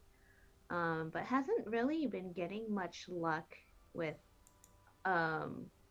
getting people to agree to the interview. So she's looking kind of sad and waiting for Mina to come around for advice. Okay, I mean, Mina will find you before long. She's really good at that. And so, I mean, you'll maybe she'll find you at the Bow's End one night when you're drinking and trying to figure out your plan for getting this interview scheduled. Yeah, she'll walk up to your table and be like, "Oh, hey Stella, how's it going?" Mina, just a person I need to talk to. It is going not well. Oh, that's terrible. Have a word count of 50 right now for the article due this week. Oh, those are rookie numbers. Let's pump those way the heck up. Don't worry, we'll write you pages and pages. What are you writing about? I'm writing about people's super intimate love lives, but nobody wants to tell me about them. Oh. Yeah, that actually makes sense. Yeah, I I thought that maybe you could help give some pointers because you always get people to talk. How do you make them talk? Well, I mean, you don't ever make someone talk. What you can do is help them want to talk. You can ask them leading questions, make them feel like you're really interested in who they are and what they like and what they have to say. And often they'll tell you more than you want to know that way. Although I think perhaps maybe we should shift the direction of your interviewing just a little bit. Give it a little bit of a nudge back towards the middle here. Now, I am all for investigative journalism, don't get me wrong, but we don't really want to publish private details in a public publication. We'll change their names, all their names. Oh, okay, so like an anonymous thing. Yeah. Well, I think you'll have a lot more success if you just make sure that's explicit and upfront. Is there any way you could Yeah. conduct these interviews with the students actually being anonymous? Maybe they could send you in stuff. Oh, yeah, maybe they'll be more comfortable if it's a mail-in response. Because I think sometimes when they see me walking towards them, they start running before I even got to say anything. So yeah, if I have them come to me, that might be a different direction. Okay. Yeah. And let's see. We need to make sure they get something out of it, right? So what can you offer them for their story of their personal life that you're going to publish anonymously? Fame and infamy. Well, I guess it's not fame because they're anonymous now. I mean, always.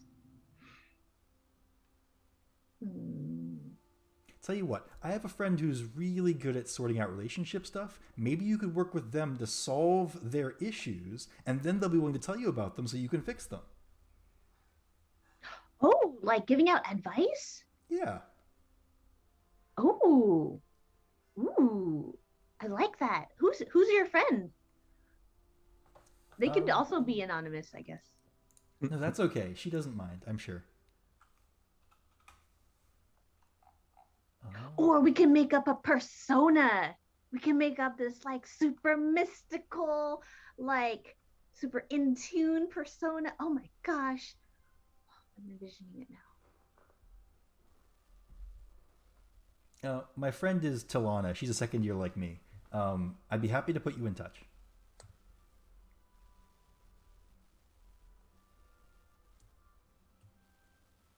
That would be great. I'm looking for her image on a screen, but I don't see one. Cool. Well, you haven't been introduced to her yet. But a few days later, you are invited back to the Beau's End. Sitting at a table with Mina is a woman you have not seen before. She is a little bit older than you, perhaps. You see her reading a book as you approach. Did I show to players? I did. She smiles as you walk up and says, "I'm Talana. It's a pleasure to meet you." Mina says nothing but good things about you. Oh wow, that's surprising. And pleasant. Good. Well, Mina says mostly good things about everyone, but in any case, she says you have a project coming up and you'd like some help with it. Yes, we're trying to pump up the readership for the Star. And Mina had this great idea about doing an advice column for people's love troubles. And she said you're the one to come to because you have super expertise in that area. Oh, well, I've never been in a relationship myself, but I'm very good at solving puzzles. I think love is a puzzle. That's very eloquent to write down. Love is a puzzle. Mina kind of smiles, will kind of knock her hand on the table and says, "I think you two will hit it off just fine. I'll catch you later." She gets up and leaves. And sure enough, over the course of the evening, Talana proves to be an unbelievably insightful person. You get the sense from her that she's more of a solver than anything. You present her with a problem and she finds a solution, sometimes in ways that you can't quite understand. But in any case, she is extremely good at this relationship advice giving, and we will resolve how all of that works exactly in a future episode as you start to build up a following and develop your column of, what would you call it? I'll figure that out next episode. Sounds but good. we need to find people with problems first. Right. Okay, so you and Talana are going to work on this column of yours, solving relationship problems for the students of Strixhaven. You can, if you'd like, increase your relationship with Talana by 1 point. Cool. Oh, and she is a second-year Quandrix student, in case that wasn't clear from her garb.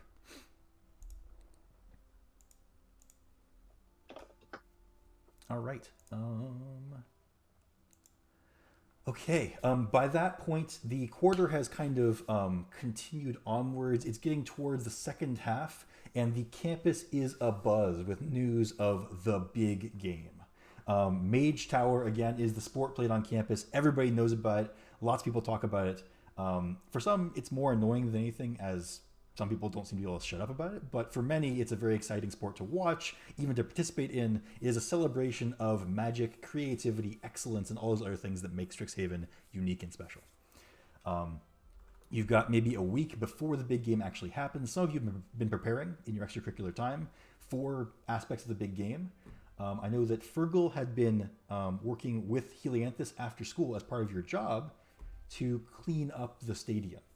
And you probably also would be called in to decorate in advance of the big game as well. Do you have any ideas for how you'd want to decorate the stadium? What's our team?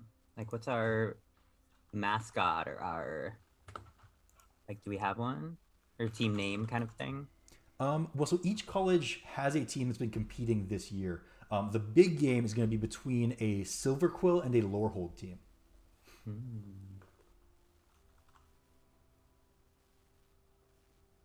What if we made giant shrubbery in the shape of those two colleges' little animal mascots? Do they both have animal mascots? They do both have mascots. I wouldn't necessarily call them animals. The Lorehold mascot is a spirit inhabiting a statue. It kind of appears as a statue that's kind of in chunks with this spiritual energy that connects them and unites them into a single body. The Silver Quill mascots are the Inklings that you are now somewhat familiar with, having been through I can't remember if Helianthus was in that class, but some folks were in a class where they learned to summon their very own Inkling. Yeah, I have a butterfly. Nice. Then you know all about Inklings. We could make giant shrubbery of those things on either end of the stadium and maybe get some not better, but just more knowledgeable upperclassmen to like enchant the shrubbery so that it moves. Ooh. And then it just looks cool.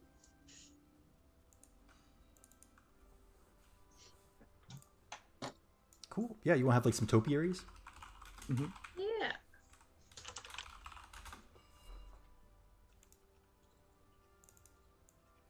All right, sounds good. Here is the arena in question. I realized we didn't actually have art in the game for this. We popped it up real quick. Oh, cool. The arena is absolutely massive. Stands are typically jam-packed on game days, and the big game will be no exception. There's plenty of places to hang things, plenty of places to put topiaries around the inner ring. Yeah, you guys want to create topiaries of mascots. I could see that as like sleight of hand, maybe survival. What other skills do you guys think would work? Oh, I could use nature. Oh, yeah, sure. I could sleight of hand sound good, yeah. That's an 11. Okay. We have an 11 from Helianthus and an 18 from Fergal. So it looks like Fergal is taking the lead here. Maybe you have experience pruning plants, or maybe this just makes sense to you. What does Fergal maintaining topiaries and forming them, like what's his method? What's his technique? I think because he's using his knowledge of plants and knowledge of nature, it's like sort of like bonsai, or the way I understand it is like you look for the shape the plant wants to make or is like growing in, and then kind of bring that out more. And so he's like working with the nature of the plant to sort of encourage it into the shapes that he wants. So it's like a collaboration between Nice. Fergal and the plant. Yeah, and thanks to Fergal's insight into the desired or natural shape of the plants, you're able to make a good number of very effective looking topiaries. Also on the field grounds committee is one Aurora Luna Winterstar, who you are familiar with. She is extremely enthusiastic about these topiary things, although her method might be a little bit unusual, perhaps. Her method for shaping these plants is simply to use magic to rot and decay the undesired parts of the plant away. So branches shrivel and die, leaves turn gray, blow off in the wind, but the result is quite striking. Very, very lifelike and believable statues and inklings take shape under her powerful necrotic magic. Oh, I had an idea, Aurora, for like, I thought the inklings, they should be black because the ink is black, and you know, you always see it black. And like, I wasn't quite sure how to do it, but if you could like just like rot the very edges, just so it's like blackened on the very outside. Oh, Just just like so it tinge it with looks- rot. Yeah. That's tough. I'll try that. Let me see what I can do. And you'll see her like work on her magic. She tests it on a couple of plants. The first one immediately just dies straight out. Okay, maybe that's a little bit too much. But over the course of a couple of tries, she will manage to like create an effect that just rots the very surface of the plants, giving it this kind of sickly, almost like slick sheen to it that actually mimics an inkling quite well, albeit is disgusting and smells terrible. I could prestidigitate some of the smell, maybe. Nice. Sounds like working together as a team, you guys are able to make very visually stunning, we won't necessarily say attractive, but visually stunning topiaries that resemble inklings and statues. And you may each choose to increase your relationship with Aurora by one, if you'd like. Cool. And then we'll get to the big game. So you've all been invited, as are all Strixhaven students, to the big game. Normally there is a small fee to attend each game, but this is the big one, so everybody has a seat available. They've extended the bleachers even higher up into the sky with magical extensions that allow anybody who wants to join in. They even have like far-seeing tubes, telescopes, you could say, that help you see the game even from those sky-high seats. Do you guys want to go as a group? Do you want to go with someone in particular? I'm assuming I'm going with the cheer squad. Right, yes, you're part of the festivities for sure. Like decked out in my Strixhaven spirit wear. For sure, nice, absolutely. Like I like gifted all of my friends some little pennants or something. They don't seem like the school spirit type, but you know, maybe just a little flag. You guys want waving them. flags? Are you waving flags? Siri's got hers just kind of like half-heartedly sticking out of her pocket. Like she brought it, it's there, but she's just got it like stuck in a pocket, so it's just kind of like. Virgil will ask Aurora if she wants to go, since they like worked on it together. Yeah, Aurora would love to, and she'll actually tell you she has special seating up in the front. One of her fans gave her tickets for the event. Oh, cool. So yeah, you can go sit up in front with Aurora. It is like a little box, so you have like space around your seats, no other commentators near you, and the vendors that go around will make special trips to come by your box. Oh, nice. Since I have all that platinum from our escapade, I will happily buy treats and drinks and stuff. Nice. Cool. Does anybody else want to go with anybody in particular or see about special seating arrangements?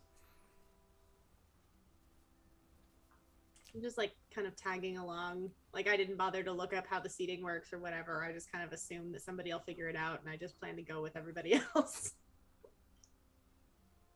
Cool. All right. Well, looks like Vega, Siri, and Stella are going to find seats way up there in the nosebleeds, as first years are kind of bottom of the list as far as hierarchy goes. But you are there among cheering throngs of other first years, and the energy here is palpable. I mean, all these first years have seen probably a couple games each, but they are the most enthused, the most energetic, just blowing up out of their minds with enthusiasm for this game. This is the legendary big game of Strixhaven. This is their first one ever, so they're out of their minds with excitement. The game gets underway. The teams come out onto the field. You'll see Lorehold students in brilliant reds and whites with gold trim. Each of them a picture of fitness and magical acuity. You'll see a Loxodon fellow who you might remember actually. Rampart is a Loxodon you've seen before. They helped Fergal briefly with an inquiry. A history project. Yeah, right, a history project. So they are out there, not in their armor, they're wearing now the long illustrious robes of Lorehold, which is a little bit odd because you know that Rampart is a first year like you. They must have had special permissions or something. But they're out there on the field. There are a couple other students as well, some dwarves, a gnome, and a human lady, looking very regal and majestic. There are a smattering of first year, second years, third years. You even see a fourth year. The captain of the team is a fourth year. And like they have this certain air about them that just exudes severity and seriousness. You can tell that, like, just on a whim, they could order you to do anything, and you'd probably want to do it, even from all the way in the nosebleeds if you're back there. The Silver Quill team comes out in signature style.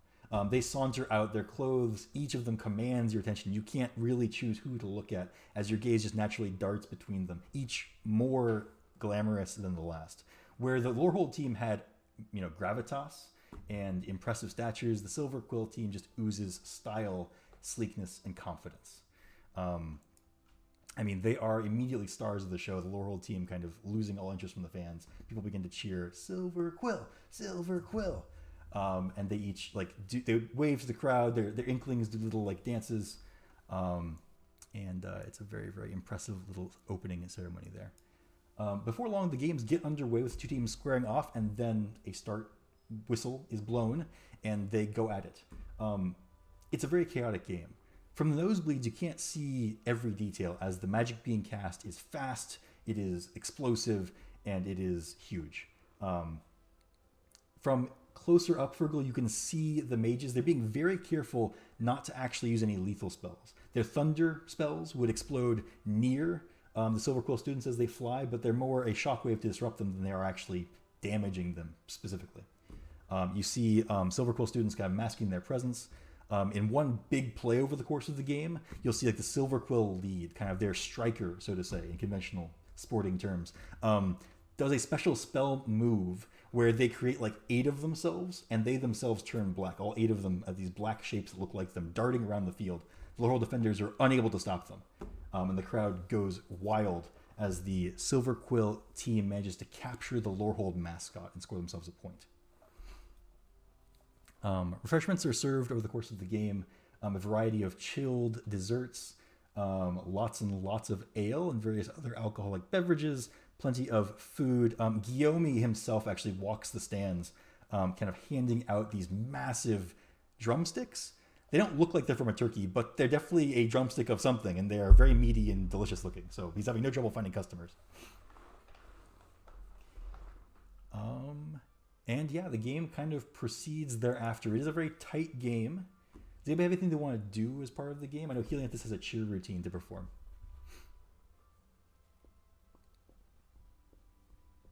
Vega, Siri, who do you think is gonna win? Do you want to make a bet? Maybe. What are the terms you're thinking about? Oh, I don't know. Bets just usually do money, right?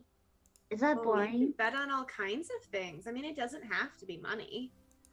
Oh, Yeah. how about favors? Yeah, favors works. Who do you think's gonna win? Oh gosh. And I'll look down at the field. I haven't really Siri has not been watching the game at all. And kind of goes, oh right. I kind of want to make, I don't know what I would roll, but I kind of want to Marco make some kind of roll to see what Siri would be able to glean about how this game is going. Sure, it could be insight, it could be history. I think those are the two main skills I think of, though if you come up with anything else, that's perfectly fair. Okay, we're gonna go insight. No, we're gonna go history. History. That's a 5 total.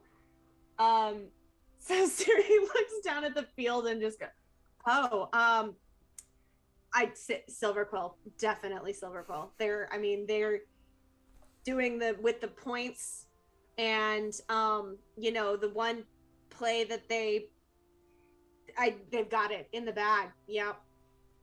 They do seem to be a crowd favorite. Who do you think will win? I actually think Lorehold, because Rampart's in there and he looks super cool and he's been doing a lot of good moves. I mean, honestly, he's the only one I can see from up here. So I think that's. I think he's been doing the good things in the game. I'll hold out my hand and just say, so favor to whoever's team wins. Okay. Shay got it. Did Vega choose a team?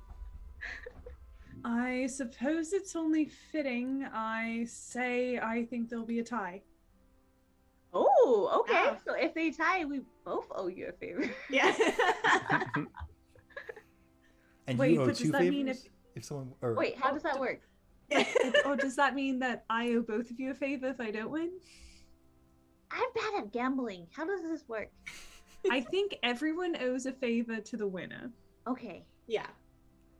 Does that make sense? Yeah, I've I think only that ever makes sense. watched gambling happen. I've never actually done this. Oh, now we're Whoever gamblers. wins So excited. Whoever wins gets a favor from each of the people that didn't win.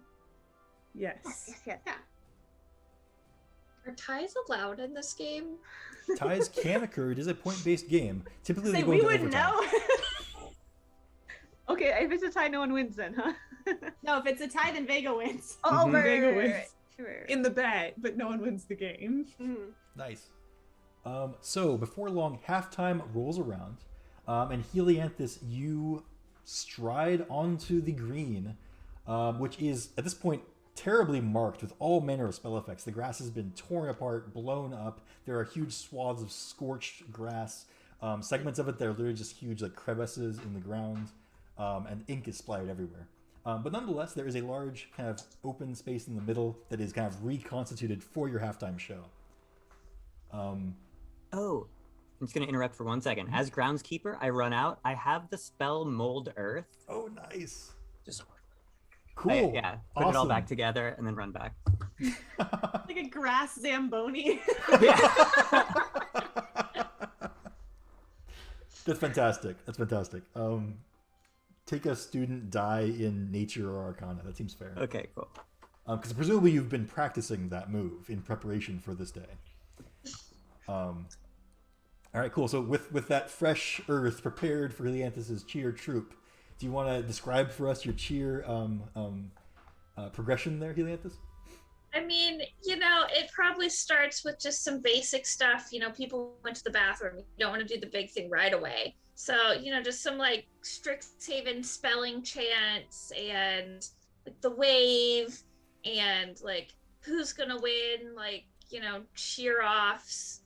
And then I feel like, you know, the big finale is this complicated, you know, pyramid building thing, right? We're like building pyramids, and then at some point Helianthus goes invisible, like behind a crowd of people, like the cheer squad, so you can't see that she's gone invisible.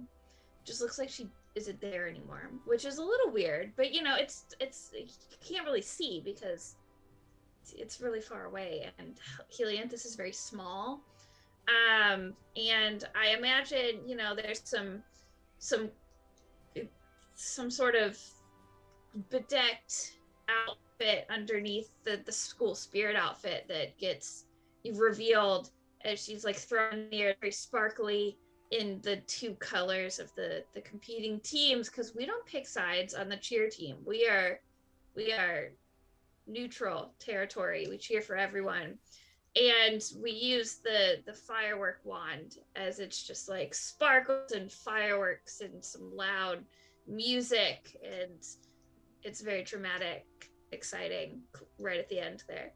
Awesome. Give us a performance check with advantage to pull off your big invisible appearance in the sky with pyrotechnics. Was the plan also? Yeah, we borrowed Siri's wand, I think. Somebody did. I feel like we probably gave that to Xanther. He seems like the person that would be really excited to shoot off fireworks.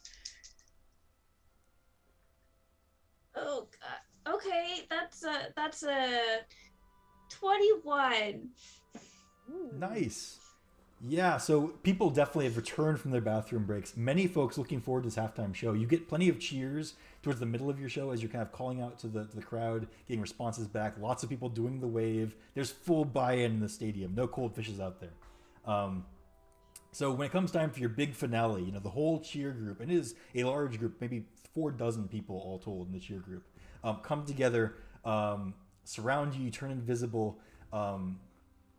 Xanther kind of goes out to the edge of the crowd, like hopping around in a circle with his hands stretched out, screaming, "Strixhaven rules! Strixhaven rules!" And the crowd starts to echo it, and there's this huge buildup of "Strixhaven rules! Strixhaven rules!" It's like this incredibly thunderous sound that like threatens to burst your eardrums and shakes the earth. And as the center of the cheer group builds, you feel Xanther kind of come up behind you, grab you by the waist, say, "You ready?" Yeah. All right, here you go. And he and a couple other folks in the cheer squad launch you up into the air, and you appear up there suddenly out of the invisibility spell with your wand. And a huge explosion of sparks, colorful flames, streams of light as the crowd cheers for Strixhaven and for their various teams. If you weren't already inspired, you get inspiration. Yeah, I mean, the crowd cheers even long after you guys have left the field after your show. People clearly pumped up by the halftime show. The teams, in fact, you can see them cheering you from the sidelines. They all seem very, very appreciative of the display. Xanther is beside himself. He's like, "Dude, that was the coolest display I've ever seen at Strixhaven, and I've been watching these things since I was a kid. This is amazing. That was incredible. Where'd you think of that?" Is his hair on fire Oh, right it's now? completely on fire. It's actually really hot being next to him. It's kind of, you're glad Yeah, you're short because okay. you don't have to worry about being up there. That's true. I'm like knee height or something. It's, you know, we're very short, but I'm like, I don't know. It just seemed kind of cool. Well, it It was was a so cool. collaborative effort. Everyone helped. Well, yeah, but it was like your idea. I mean, you should own your accomplishments. That was really, really great. Okay. Well, thanks. That was pretty cool. And he'll like run off to his locker room, turn back with one last like arms over his head. Strixhaven rules. And yeah, the games get going again. Helianthus can take your place among the stands. Your friends are way up in the nosebleeds. You do have a nearby chair with the cheer squad kind of courtside, we could say. Cool. I feel like the cheer squad stuff is done, and I really want to spend some time with my friends. So I feel like I would spend the second half up in the nosebleeds Nice. with my friends. Yeah, and like, what kind of concessions does everybody grab during the halftime break?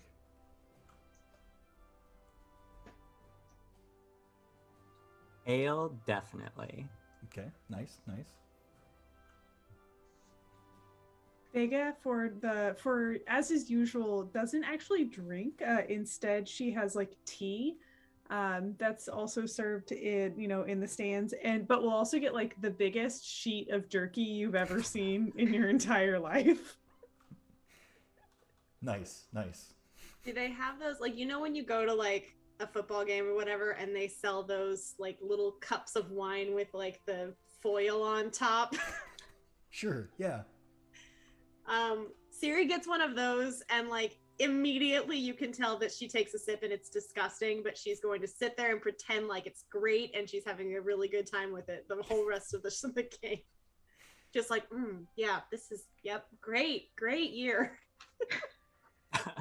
Helianthus doesn't really have any money, so she brought some snacks from their dorm room and is eating some like fruit. No, Nice. we're gonna be healthy and eat some fruit and save some money. Stella has bought one of every pastry, and including one of those kettle corn bags that's as long as your arm. And she's like, "Helianthus, you want to share? Oh, it's a very carb heavy. I mean, some popcorn sounds nice. Yeah, help yourself." Okay, thanks. Did When Stella buy Helianthus the... gets up to where we are, Siri will lean over and just go, who's winning? I was so focused on preparing for that performance. I haven't really been paying a whole lot of attention. That was like really, really nerve-wracking. Like I've never really done anything like that before. Do I know who's winning? You probably would have had a chance to look at the scoreboard on your way up. There is a large scoreboard that magically displays the scores in real time. It looks like Silver Quill is ahead by 1 point. I think Silver Quill is right now, but it's been really close, pretty back and forth. Okay, good, great, good. Oh, you did great, by the way, too. Good job. Yeah, Good thanks stuff. thanks for the fireworks. That was really cool. Yeah, I'm just glad that it could get some use. Fergal, you have premium access to as many of the concessions as you could possibly want. What do you grab from the bounty offered to you? Oh, kind of a lot of different things, like various deep fried confections,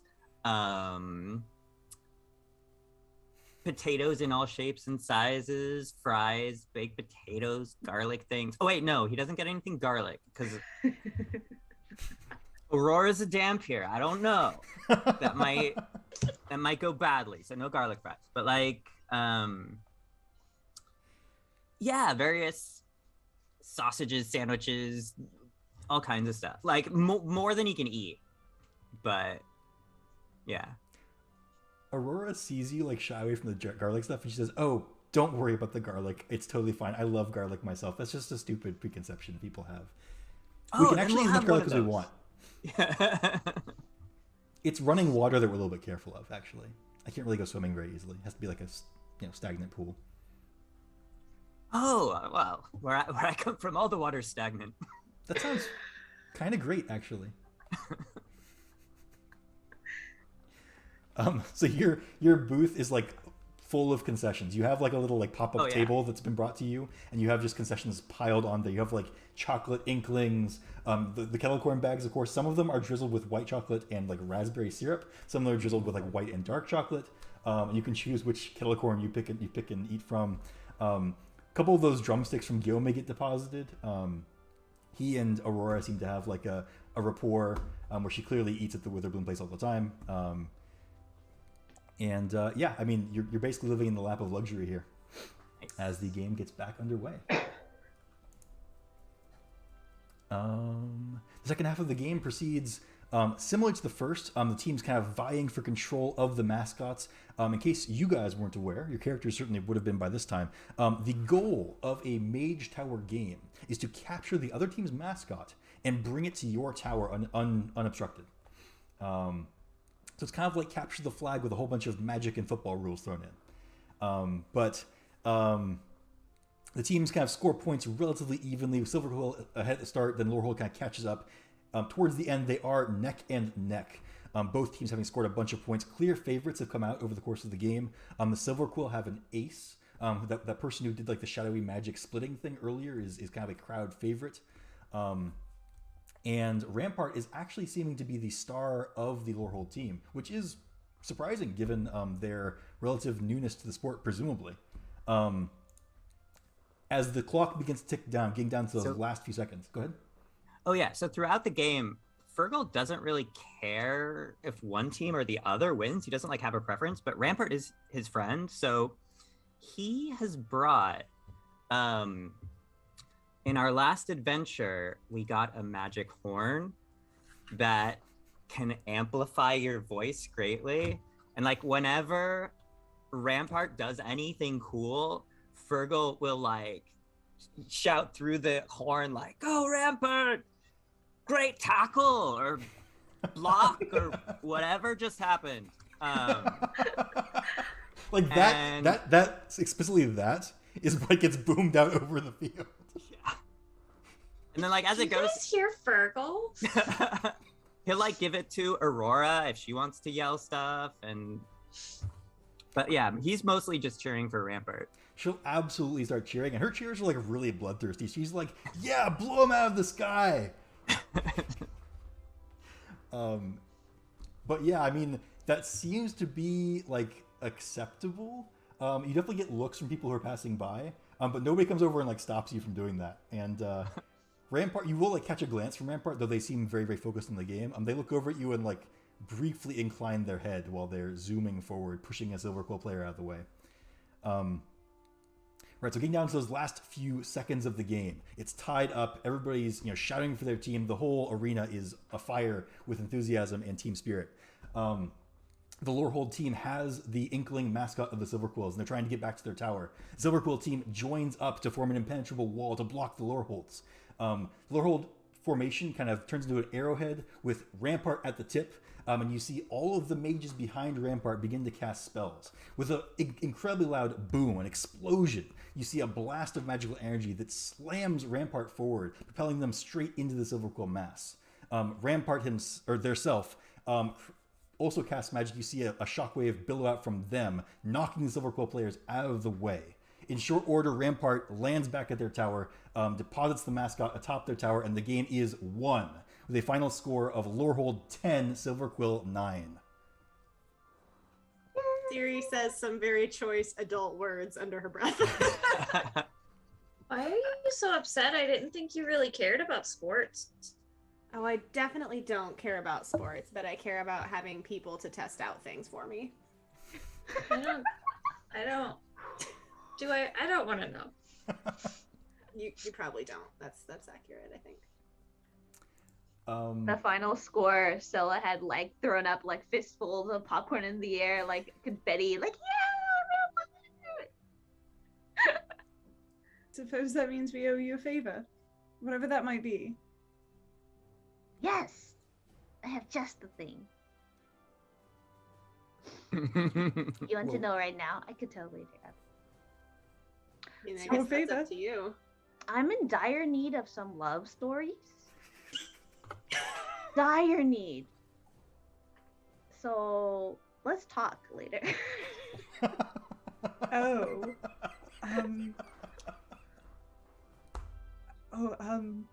Yeah, no, sure, that's fine. Yeah. If you really don't want to, I'll think of something else. No, it's your favor. No, it's fine. I have a super active love life. I'm gonna be so helpful in this. I know you will be. Yeah. Gonna just.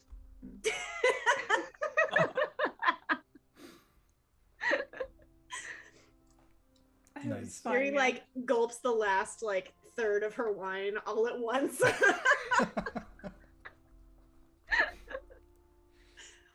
Nice. All right, so the game wraps up with the Lorehold team coming up and accepting a wreath of magical energy. It's clearly of Quandrix design, as there are fractal patterns reflecting in the crystalline structure of the thing. Handed over to the Lorehold team, who present it. The crowd cheers wildly. Rampart is the one who holds it aloft for their team. And with that, minutes and minutes of cheering continue as the teams walk off the field, and people kind of slowly, eventually filter out of the stadium and back to their dorms. The atmosphere in campus is obviously, ablaze with talk and energy about that last play of the Loreholds kind of just blasting the ink barrier of the Silver Quills away. It's like people who are strategists, that's the word, strategists for Mage Tower, talk about how that sort of cooperative shockwave play has never been attempted before, and it's incredible that the first year was the one to spearhead the effort. Clearly a rising star in the world of Mage Tower, someone to keep your eye on. The campus is just ablaze with Mage Tower talk for the next couple of days or weeks, which is varying degrees of fun and exciting or rapidly annoying, depending on how enthusiastic your characters are about Mage Tower. Just like real college with the footballs. In any case, after that, pretty quickly, the excitement does eventually subside over the next week to give way to pre-finals anxiety. The final exams of the year are approaching rapidly, and as first years, you have no clue what to expect. Your older student friends, if you've asked them, have been a little bit cagey about the nature of first-year finals. They'll also have told you that finals change every year. Professors are not always the same, and so they have no way of telling you even if they knew. So most of your first-year buddies are studying like absolute mad. you have the opportunity to study if you'd like to. How are you Yes. studying? Furiously. All right. Is Helianthus reviewing her notes? What is her preferred method of studying? Yeah, she would definitely. She's one of those people that will like write. You know, she has her notes. She'll like make her own quizzes and like quiz herself on things or like flashcards. You know, she's very much like, I'm going to remember as much as I can. And we'll kind of just continue to do that like for an hour or two, like every night leading up to longer sessions the closer we get to the finals. Nice. What, Stella? Stella would like to group study if any group studying is happening. Is anybody want to study buddy it up? Virgil doesn't actually have any study skills, so he's happy joining up with other people and like, oh, what are you doing? Reading stuff? Okay, yeah, let's read stuff. I saw this really cool study technique that Helianthus was doing. It's called highlighting. So I've just been coloring my textbook. It's all yellow now. I think this helps. Yeah, it's like easier to see. It like really Yeah. comes out at you. Yeah, I stay awake for longer because it's so bright. Yeah, that must be helping. What about Vega? Vega does a lot of anxious pacing until she sees that Stella has started study group, and it will instead move to anxious reading followed with intermittent push-ups just here and there. And so she's trying to read over notes and kind of do flashcards with Fergal and Stella. Nice. And what about Siri? Siri is very much in the school of, well, if I don't know it by now, I'm never gonna know it.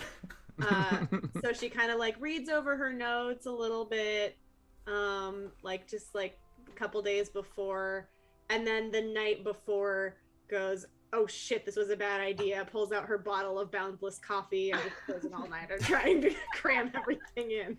For sure, for sure. You And guys want to borrow my flashcards? Yes, please. What Like, are those? you could use them.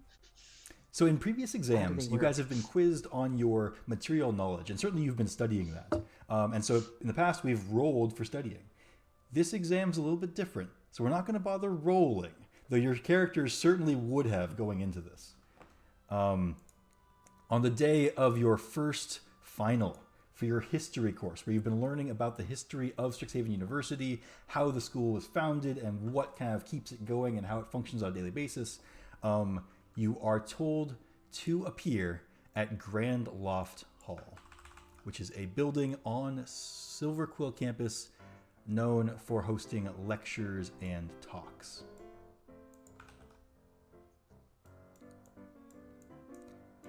Going in, the other first-year students are just as uncertain and worried as you might be. They don't have any idea what to expect, and so walking into Grand Loft Hall is quite tense. The entryway is grand. There's marble and onyx stone everywhere, polished to a mirror sheen. The hallways are expansive. Your voices echo. The steps that you make, even just those, kind of echo back loudly in your ears. But you follow the instructions on your missive, sending you to a auditorium hall. Entering, you see a massive kind of amphitheater with rows of seating heading down to a central stage. On the stage is your history professor, which is another Owlin. This is a fellow Owlin. And he will instruct you all. Today, you will be applying your understanding of Strixhaven customs and history in a mock trial. Yes, you'll be assuming the roles of characters, fictitious, but perhaps based on historical figures you've studied in your coursework here, and you will be modeling a trial for one student's egregious mistake. Yes, please break up into groups of 5, find partners, divvy up your roles, and get familiar with the prompts. You'll be given lines on the fly. Your knowledge of history will help you improvise appropriate lines. This is the worst exam ever. You studied the wrong thing, guys. Siri realizes that she doesn't have to like perform any knowledge at this point and is thrilled. I memorized so many dates. And none of it's going to matter.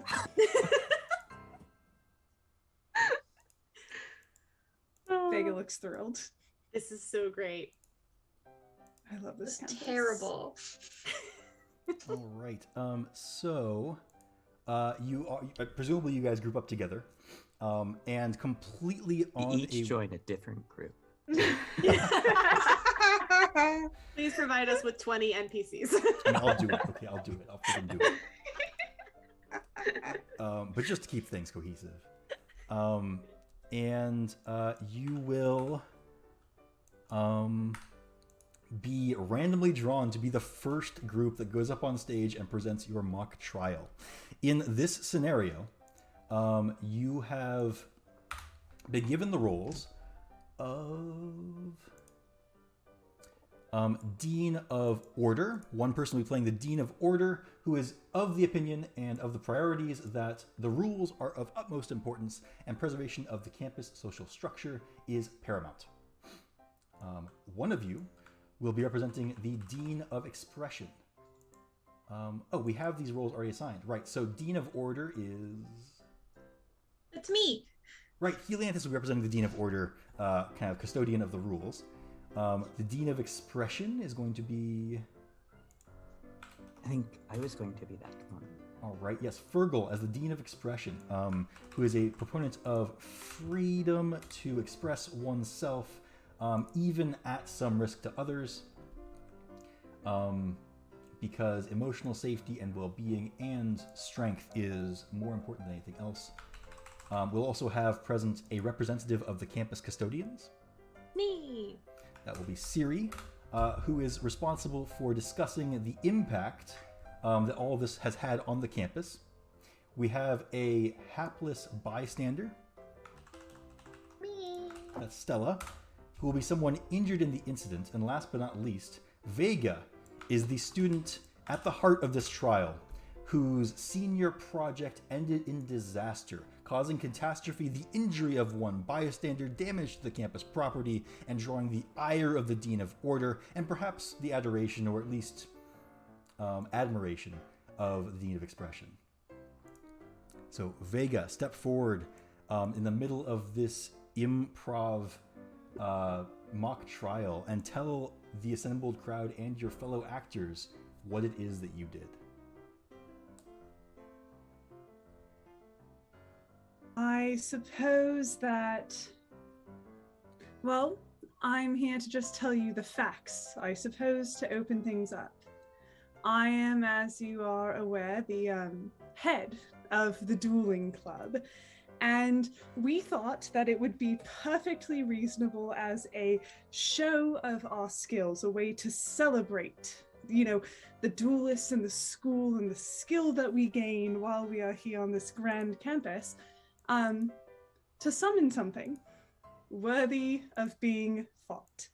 So we perhaps pulled in a couple of students with the ability to summon, and we thought, you know what? A devil is a perfect entity to treat with, someone who's made of swords, who could do some really cool combat, who also knows some spells and could really help us, with dueling. And they can be reasoned with, so we perfectly reasonably thought that we could summon a demon, fight it, and then all go our separate ways, and it would be really cool. All right. And in actuality, of course, it ended in catastrophe. Awful things happened. Exactly what happened and how the bystander was injured is up to the other actors to determine. But there are further rules to this exercise the professor will outline for you. You've each been given prompts, lines you must incorporate into your dialogue. Each of the players has 5 lines. You can use any of those 5. You'll be getting more as you use them. And you are awarded points for incorporating these snippets of dialogue into your very believable improvisational acting through this mock trial. So without further ado, let's have our Dean Can we look of at Order. our prompts, our lines? You should have them if you click on that symbol above your portrait in Roll20. Right. That should Cool. show you your hand. I just wasn't sure if we were supposed to like wait. Oh yeah, no, you can see them now. Okay. And folks will be putting those cards into the map, and we'll all be able to see the line that they've used once they've used them. And we'll keep track of score. Each time you use a line, you get 1 point on our tokens with colored dots with numbers. All right, so without further ado, take it away, our Dean of Order. Helianthus will look at Vega with her best attempts at a stern facial expression, and she will say, the dueling club is meant to duel each other, not summon demons to our campus, run amok with a devil, destroying things as you fling spells with all the force of a great typhoon, destroying ancient relics and pieces of art, and someone has gotten hurt. What could you have possibly thought was going to happen? What did you think was going to happen with this? Oh, come on. Oh, no. It's stuck. There we go. All right, so 2 points for Elianthus.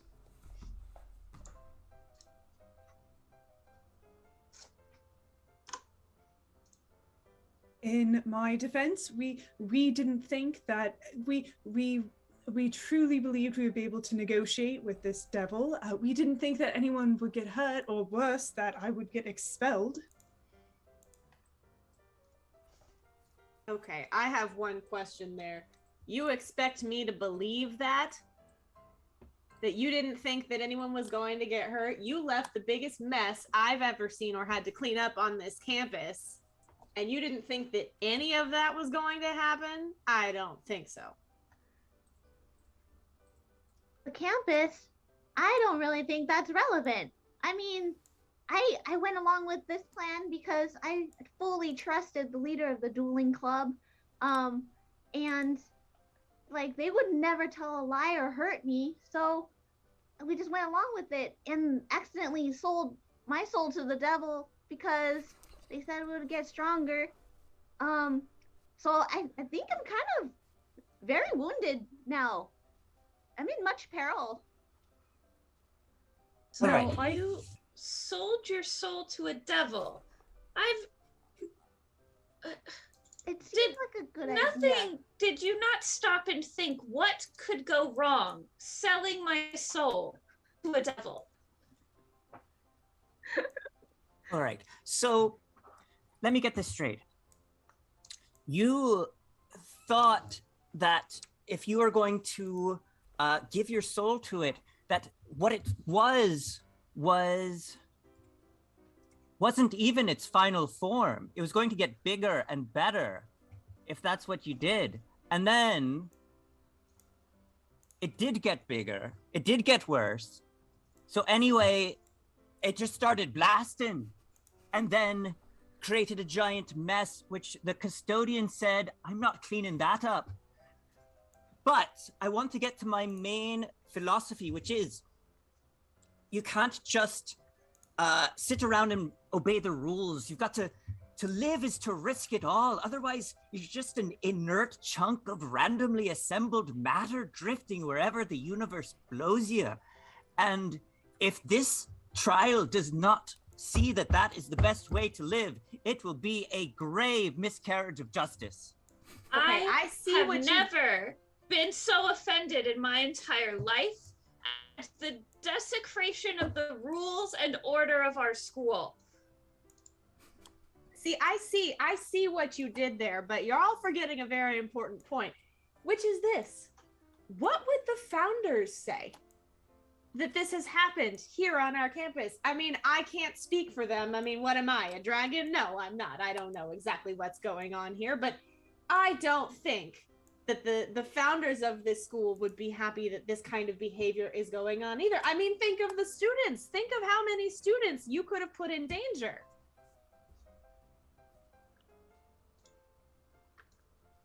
I mean, I honestly think that if the dragons were here, they would say, "Tell me more. We want to hear more about what you've learned at our wonderful school that we've created and all these experiences." And I think they would look at me and they would say, "I would never give you up, and we would never let you down. We were here at the founding, and we will be here forever and ever and always."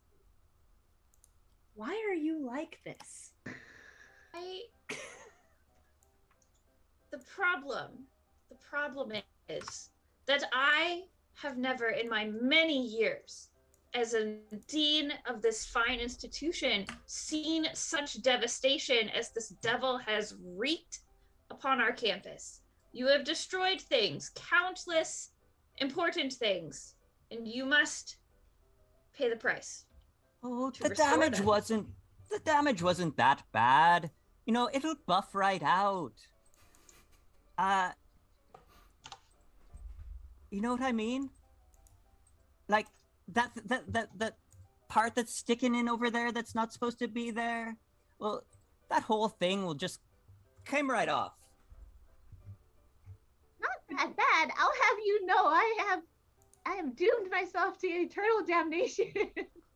I mean, I know no one lives forever, but this is not how I wanted my forever to be spent. I mean, how could you? And you never had a friend like me, so I thought that you would have valued what we had, but now we'll be separated forever. I mean, I know it must be terrible not having a soul and all that. I'm just saying, like, that's hot a little bit. Like, a little bit. That you don't have a soul. So, I mean, what if they can figure this out? Let's just go to the Bow's End, have a nice cold tankard, and wait for this all to blow over. I mean, I love that idea. Why don't you go on with that?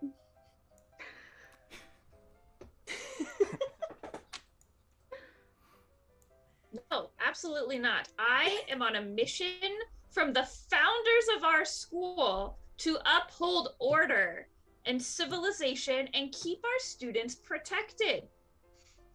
I mean, can't stop, won't stop. I think we should just go to a tavern. You can't just protect and not do anything. You've got to embrace life, and you've got to say, I am not throwing away my shot.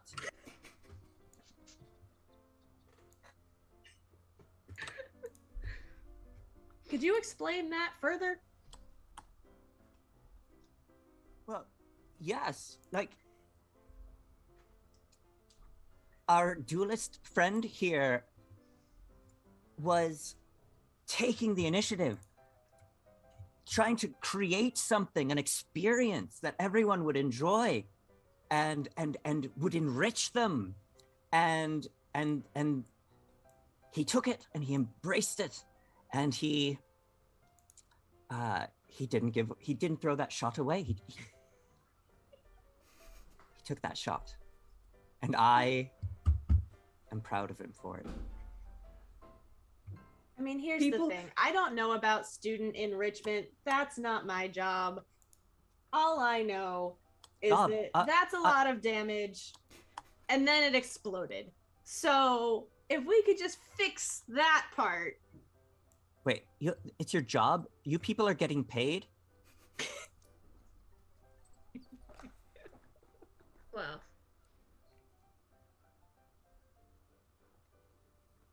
I mean, yeah, the benefits aren't great, but I mean, you know, it pays.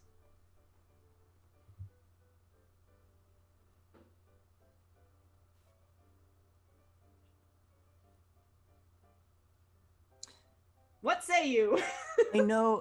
I know, victim, I know you've been through a lot, and you're grieving your lost soul. But what if you had a way to, like, express your grief? Can I offer you an art class in these trying times? Would that help? Hey, I asked her first, okay? Like, step off. We don't have to fight. I thought we were friends.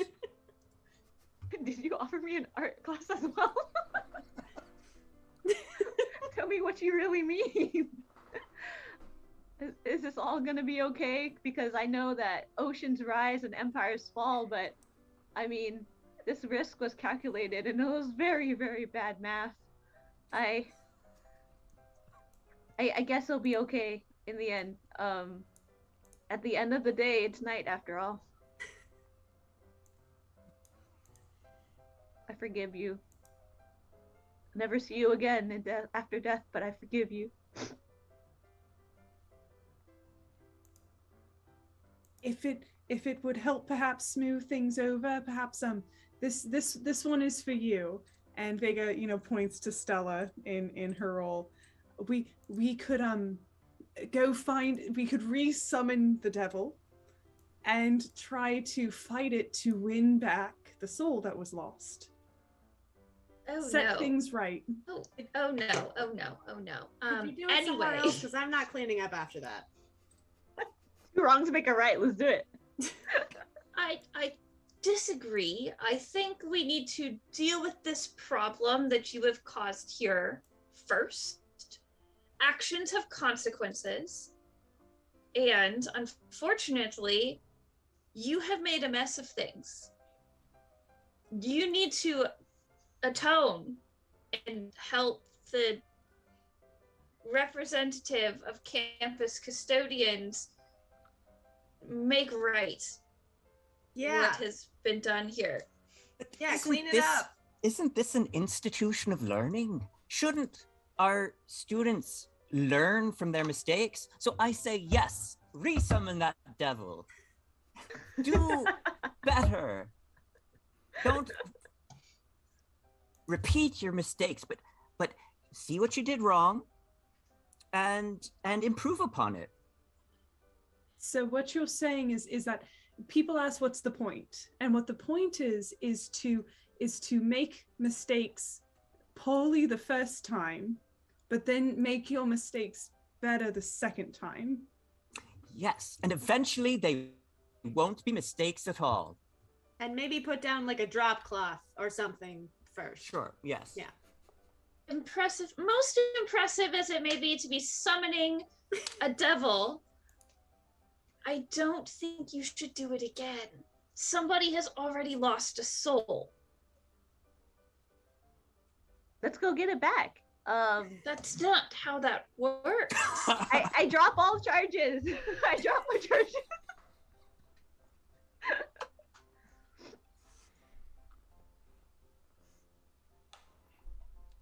All right.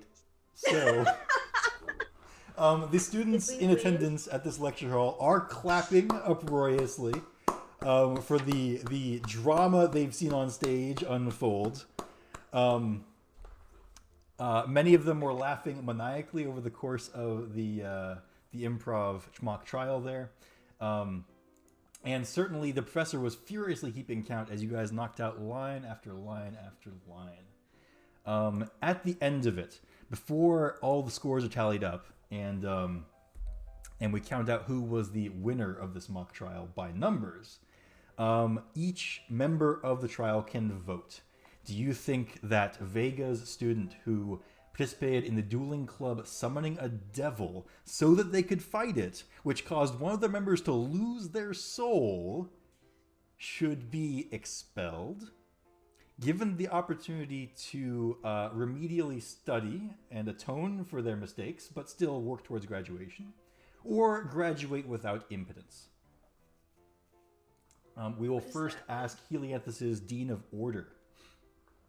Can you clarify what graduate without imminence means? Oh, graduate without obstacle. Sorry, it just means the senior project would be a success, and they could graduate without any further problems.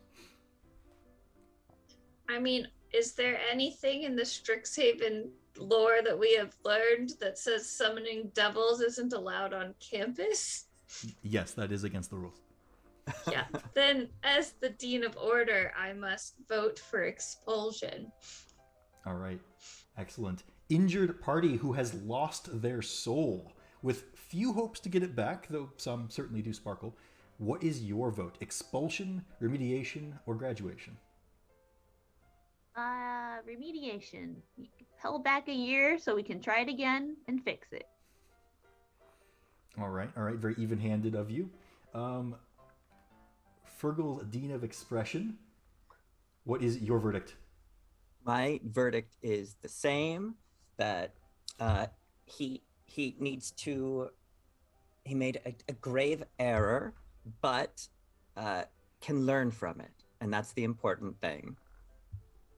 All right, excellent. And Siri's custodial representative, what is your verdict? Also remediation, with caveat that part of the remediation involves spending a year on the grounds crew. Community service. Excellent. And student in question who caused this whole catastrophe in the first place, what is your verdict for yourself? Graduation with imminence. All right, well, by the grace of the mock court, Vega's student in question will be granted the opportunity to graduate on a subsequent year. The students all clap, and let's total up our lines used. I was distributing them as you guys went through it. You really blew through them a lot faster than I thought you would. That was excellent.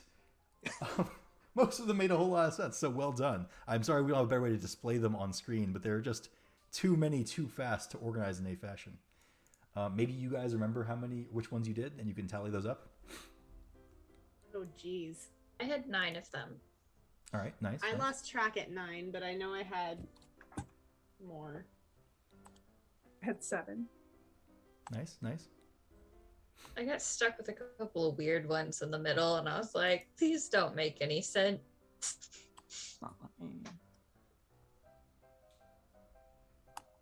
Oh, this one's fine.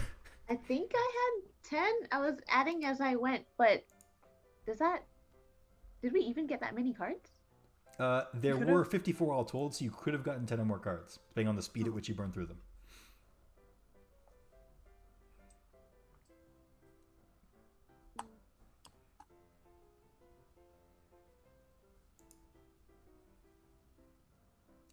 I've got at 11, least, I think. I've got at least 13, and there's some that are still like stuck in this pile over here that I can't click on. All right, That one's cool. fine. Well, we'll give the title of Honorary Mock Trial Champion to Siri's custodial staff. Having blitzed through those lines in quick succession, you will get an extra student die for history and history only. And you get a small paper crown that says Monarch of the Mock Trial. It sparkles and casts little dim lights around you every so often. Siri is more delighted than she probably needs to be about this. All right. But in classical you guys fashion, you do pass your exam with flying colors. As this exam ends, and you see a lot of other mock trials go on with at least as zany lines. Other groups probably not delivering them with quite the panache you had, but certainly with flair all their own.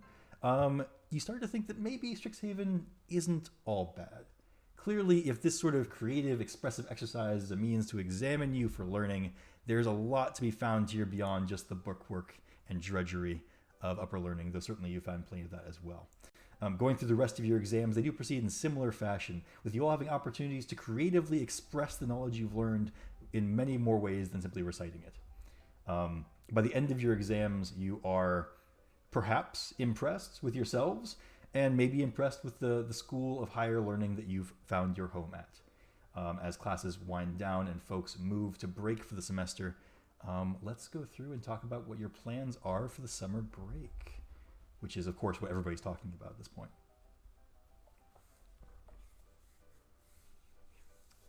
We can start with Vega. How long is summer break? It's about 3 months, give or take.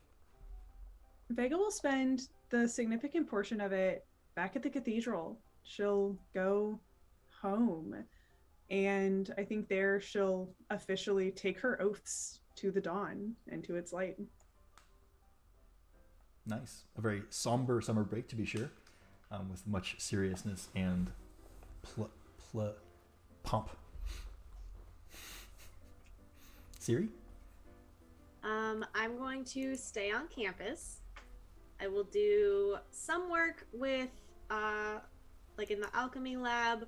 Probably spend some time out in the bog, or the swamp, or whatever it's called. Just looking for plants and something and stuff. Nothing weird. And then I will probably spend some time in the library, looking at books on various diseases, and starting to kind of look into cataloging that. Nice.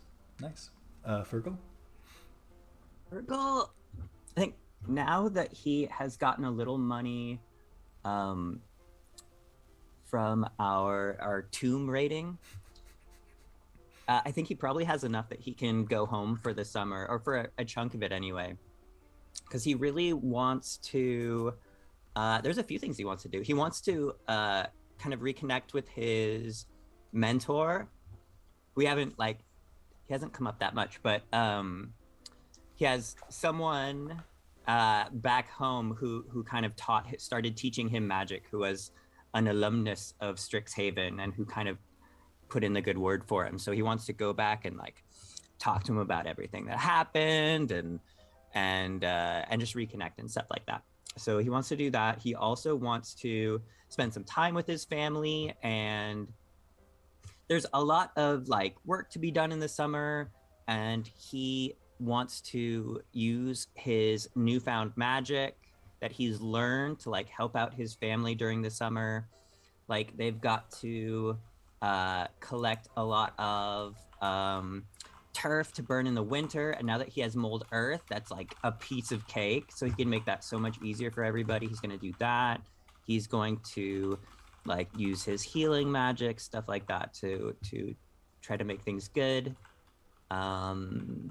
Also, because he's gotten some money, I was thinking he can't, if he just like he would want to give back to his family to try to make their lives better, but just like giving them money, I think would destroy the local economy, because it's just they're so poor, the whole community. So he's gonna, I think, like buy cool gifts while he's here in Arcavios and like bring those back.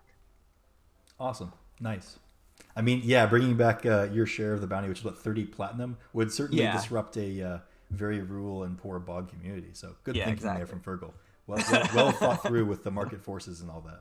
Right. What about Stella?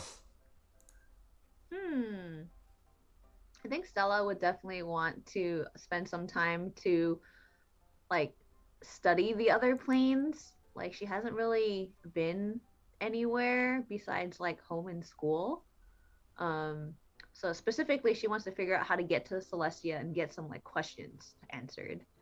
Like, why aren't you doing more for all these like hurting people down here? But I feel like that takes some research. So she has to consult some stars, how to broach the subject with, the higher forces. And part of that would be going home to see her mother, who is a fabulous mystic and totally knows about all this stuff. Like, she's the smartest. And yeah.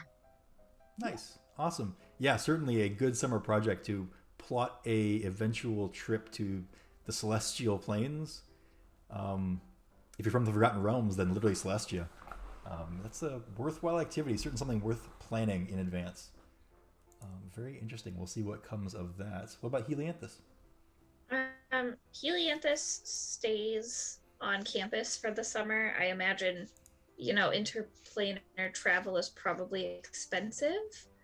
So she's going to stay and spends a lot of time just doing more just like casual art projects. It's been a while since she's done a lot of like for fun painting. I could see her like doing some art of some of her classmates to see what she like remembers while they're gone. Like how well could she capture like some of these people that she's met.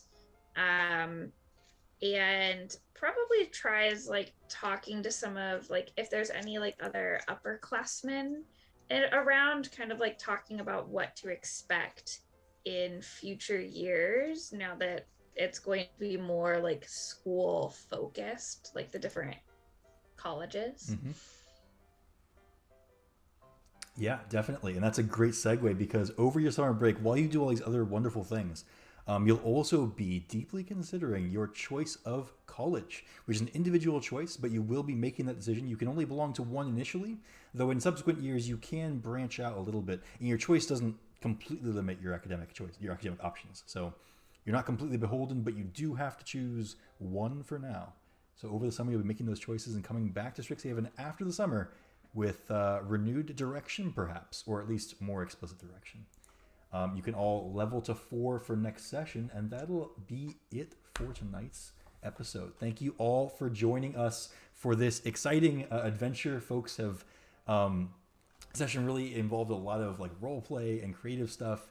Last episode was more combat-y stuff, so we really got our role play chops going this time. Thank you all for joining us. Thank you for sticking with us through that. I hope you enjoyed the mock trial and all that jazz. I've been Marco, the Dungeon Master here. You can find me on Twitch here and Twitter, of course. I mostly just run D&D stuff and, of course, this show. Sarah? That takes us to me. I am Sarah L. Kinney, all across the internet, but most importantly on Twitter. That's where you can find me to see what I'm up to. I talk about various TTRPG projects. I start art projects, but I don't finish them, and I've been cooking a lot recently. So hit me up there, but otherwise, I have been Vega, and I will continue to be Vega in 2 weeks. I will see you then. Hello, I am Caitlin, aka a theaterphile, all over the internet. In addition to doing tabletop RPG stuff, I'm also a variety streamer. I stream here on Twitch on Wednesdays and Sundays. Right now I'm playing Final Fantasy VII and Ocarina of Time, both of them for the first time ever. So that has been fun. I also pop up other places on the internet for different tabletop things. This Saturday over on my channel, we're doing a one-shot of Necrobiotic, which is a new system that just got kickstarted a couple of weeks ago. Kind of spooky, dystopian, body horror kind of vibes. So that's going to be this Sunday morning. The Sunday after that, I'm over on our friend Mare's channel for a charity one-shot of For the Queen. And then a couple weeks after that, I'm going to be doing some other charity streams and stuff as well. You can follow me also on Twitter at a theaterphile to get more information on those things. I'm Francis. I've been playing Fergal, and yeah, this is the one thing I stream, but I'm having fun with it. You can follow me on Twitter, FC Serpa, if you want to know like how I'm doing at Wordle or anything like that. Or my opinions about crazy laws that are coming out that make me really mad. But yeah, I'm having fun with this game. I will say adieu. Oh, and I'm Sam. I have been Stella, and I want to be more and more Stella in the future. You can find me on the internet, that Shimi art, where I occasionally, when I get my art on, will put it there. And hi, I'm Andrea. I have been playing Helianthus. It's been really great. This has been super fun. I'm around on the internet over on Twitch and on Twitter at Shouted Lady Sif. I also make dice and other cool D&D stuff. If you're in the market for some playable art for your game tables, you should check me out at Sunflower Dice. You can find my links on Twitter. It'll probably be the easiest way to find that, or my Instagram just got linked in the chat. So there's that too. But yeah, it's been really great hanging out with y'all. And just a note real quick, sorry to tag on, but there are now custom-made dice in the world made by Andrea based on characters and locations and themes from this very campaign. So check out that Twitter page and that store from Andrea, because there's parts of this campaign literally crafted in the world. Pictures are available there. Don't miss them. They're amazing. Otherwise, thank you all. It's been a great night. Thank you for joining us, and we'll see you again in 2 weeks.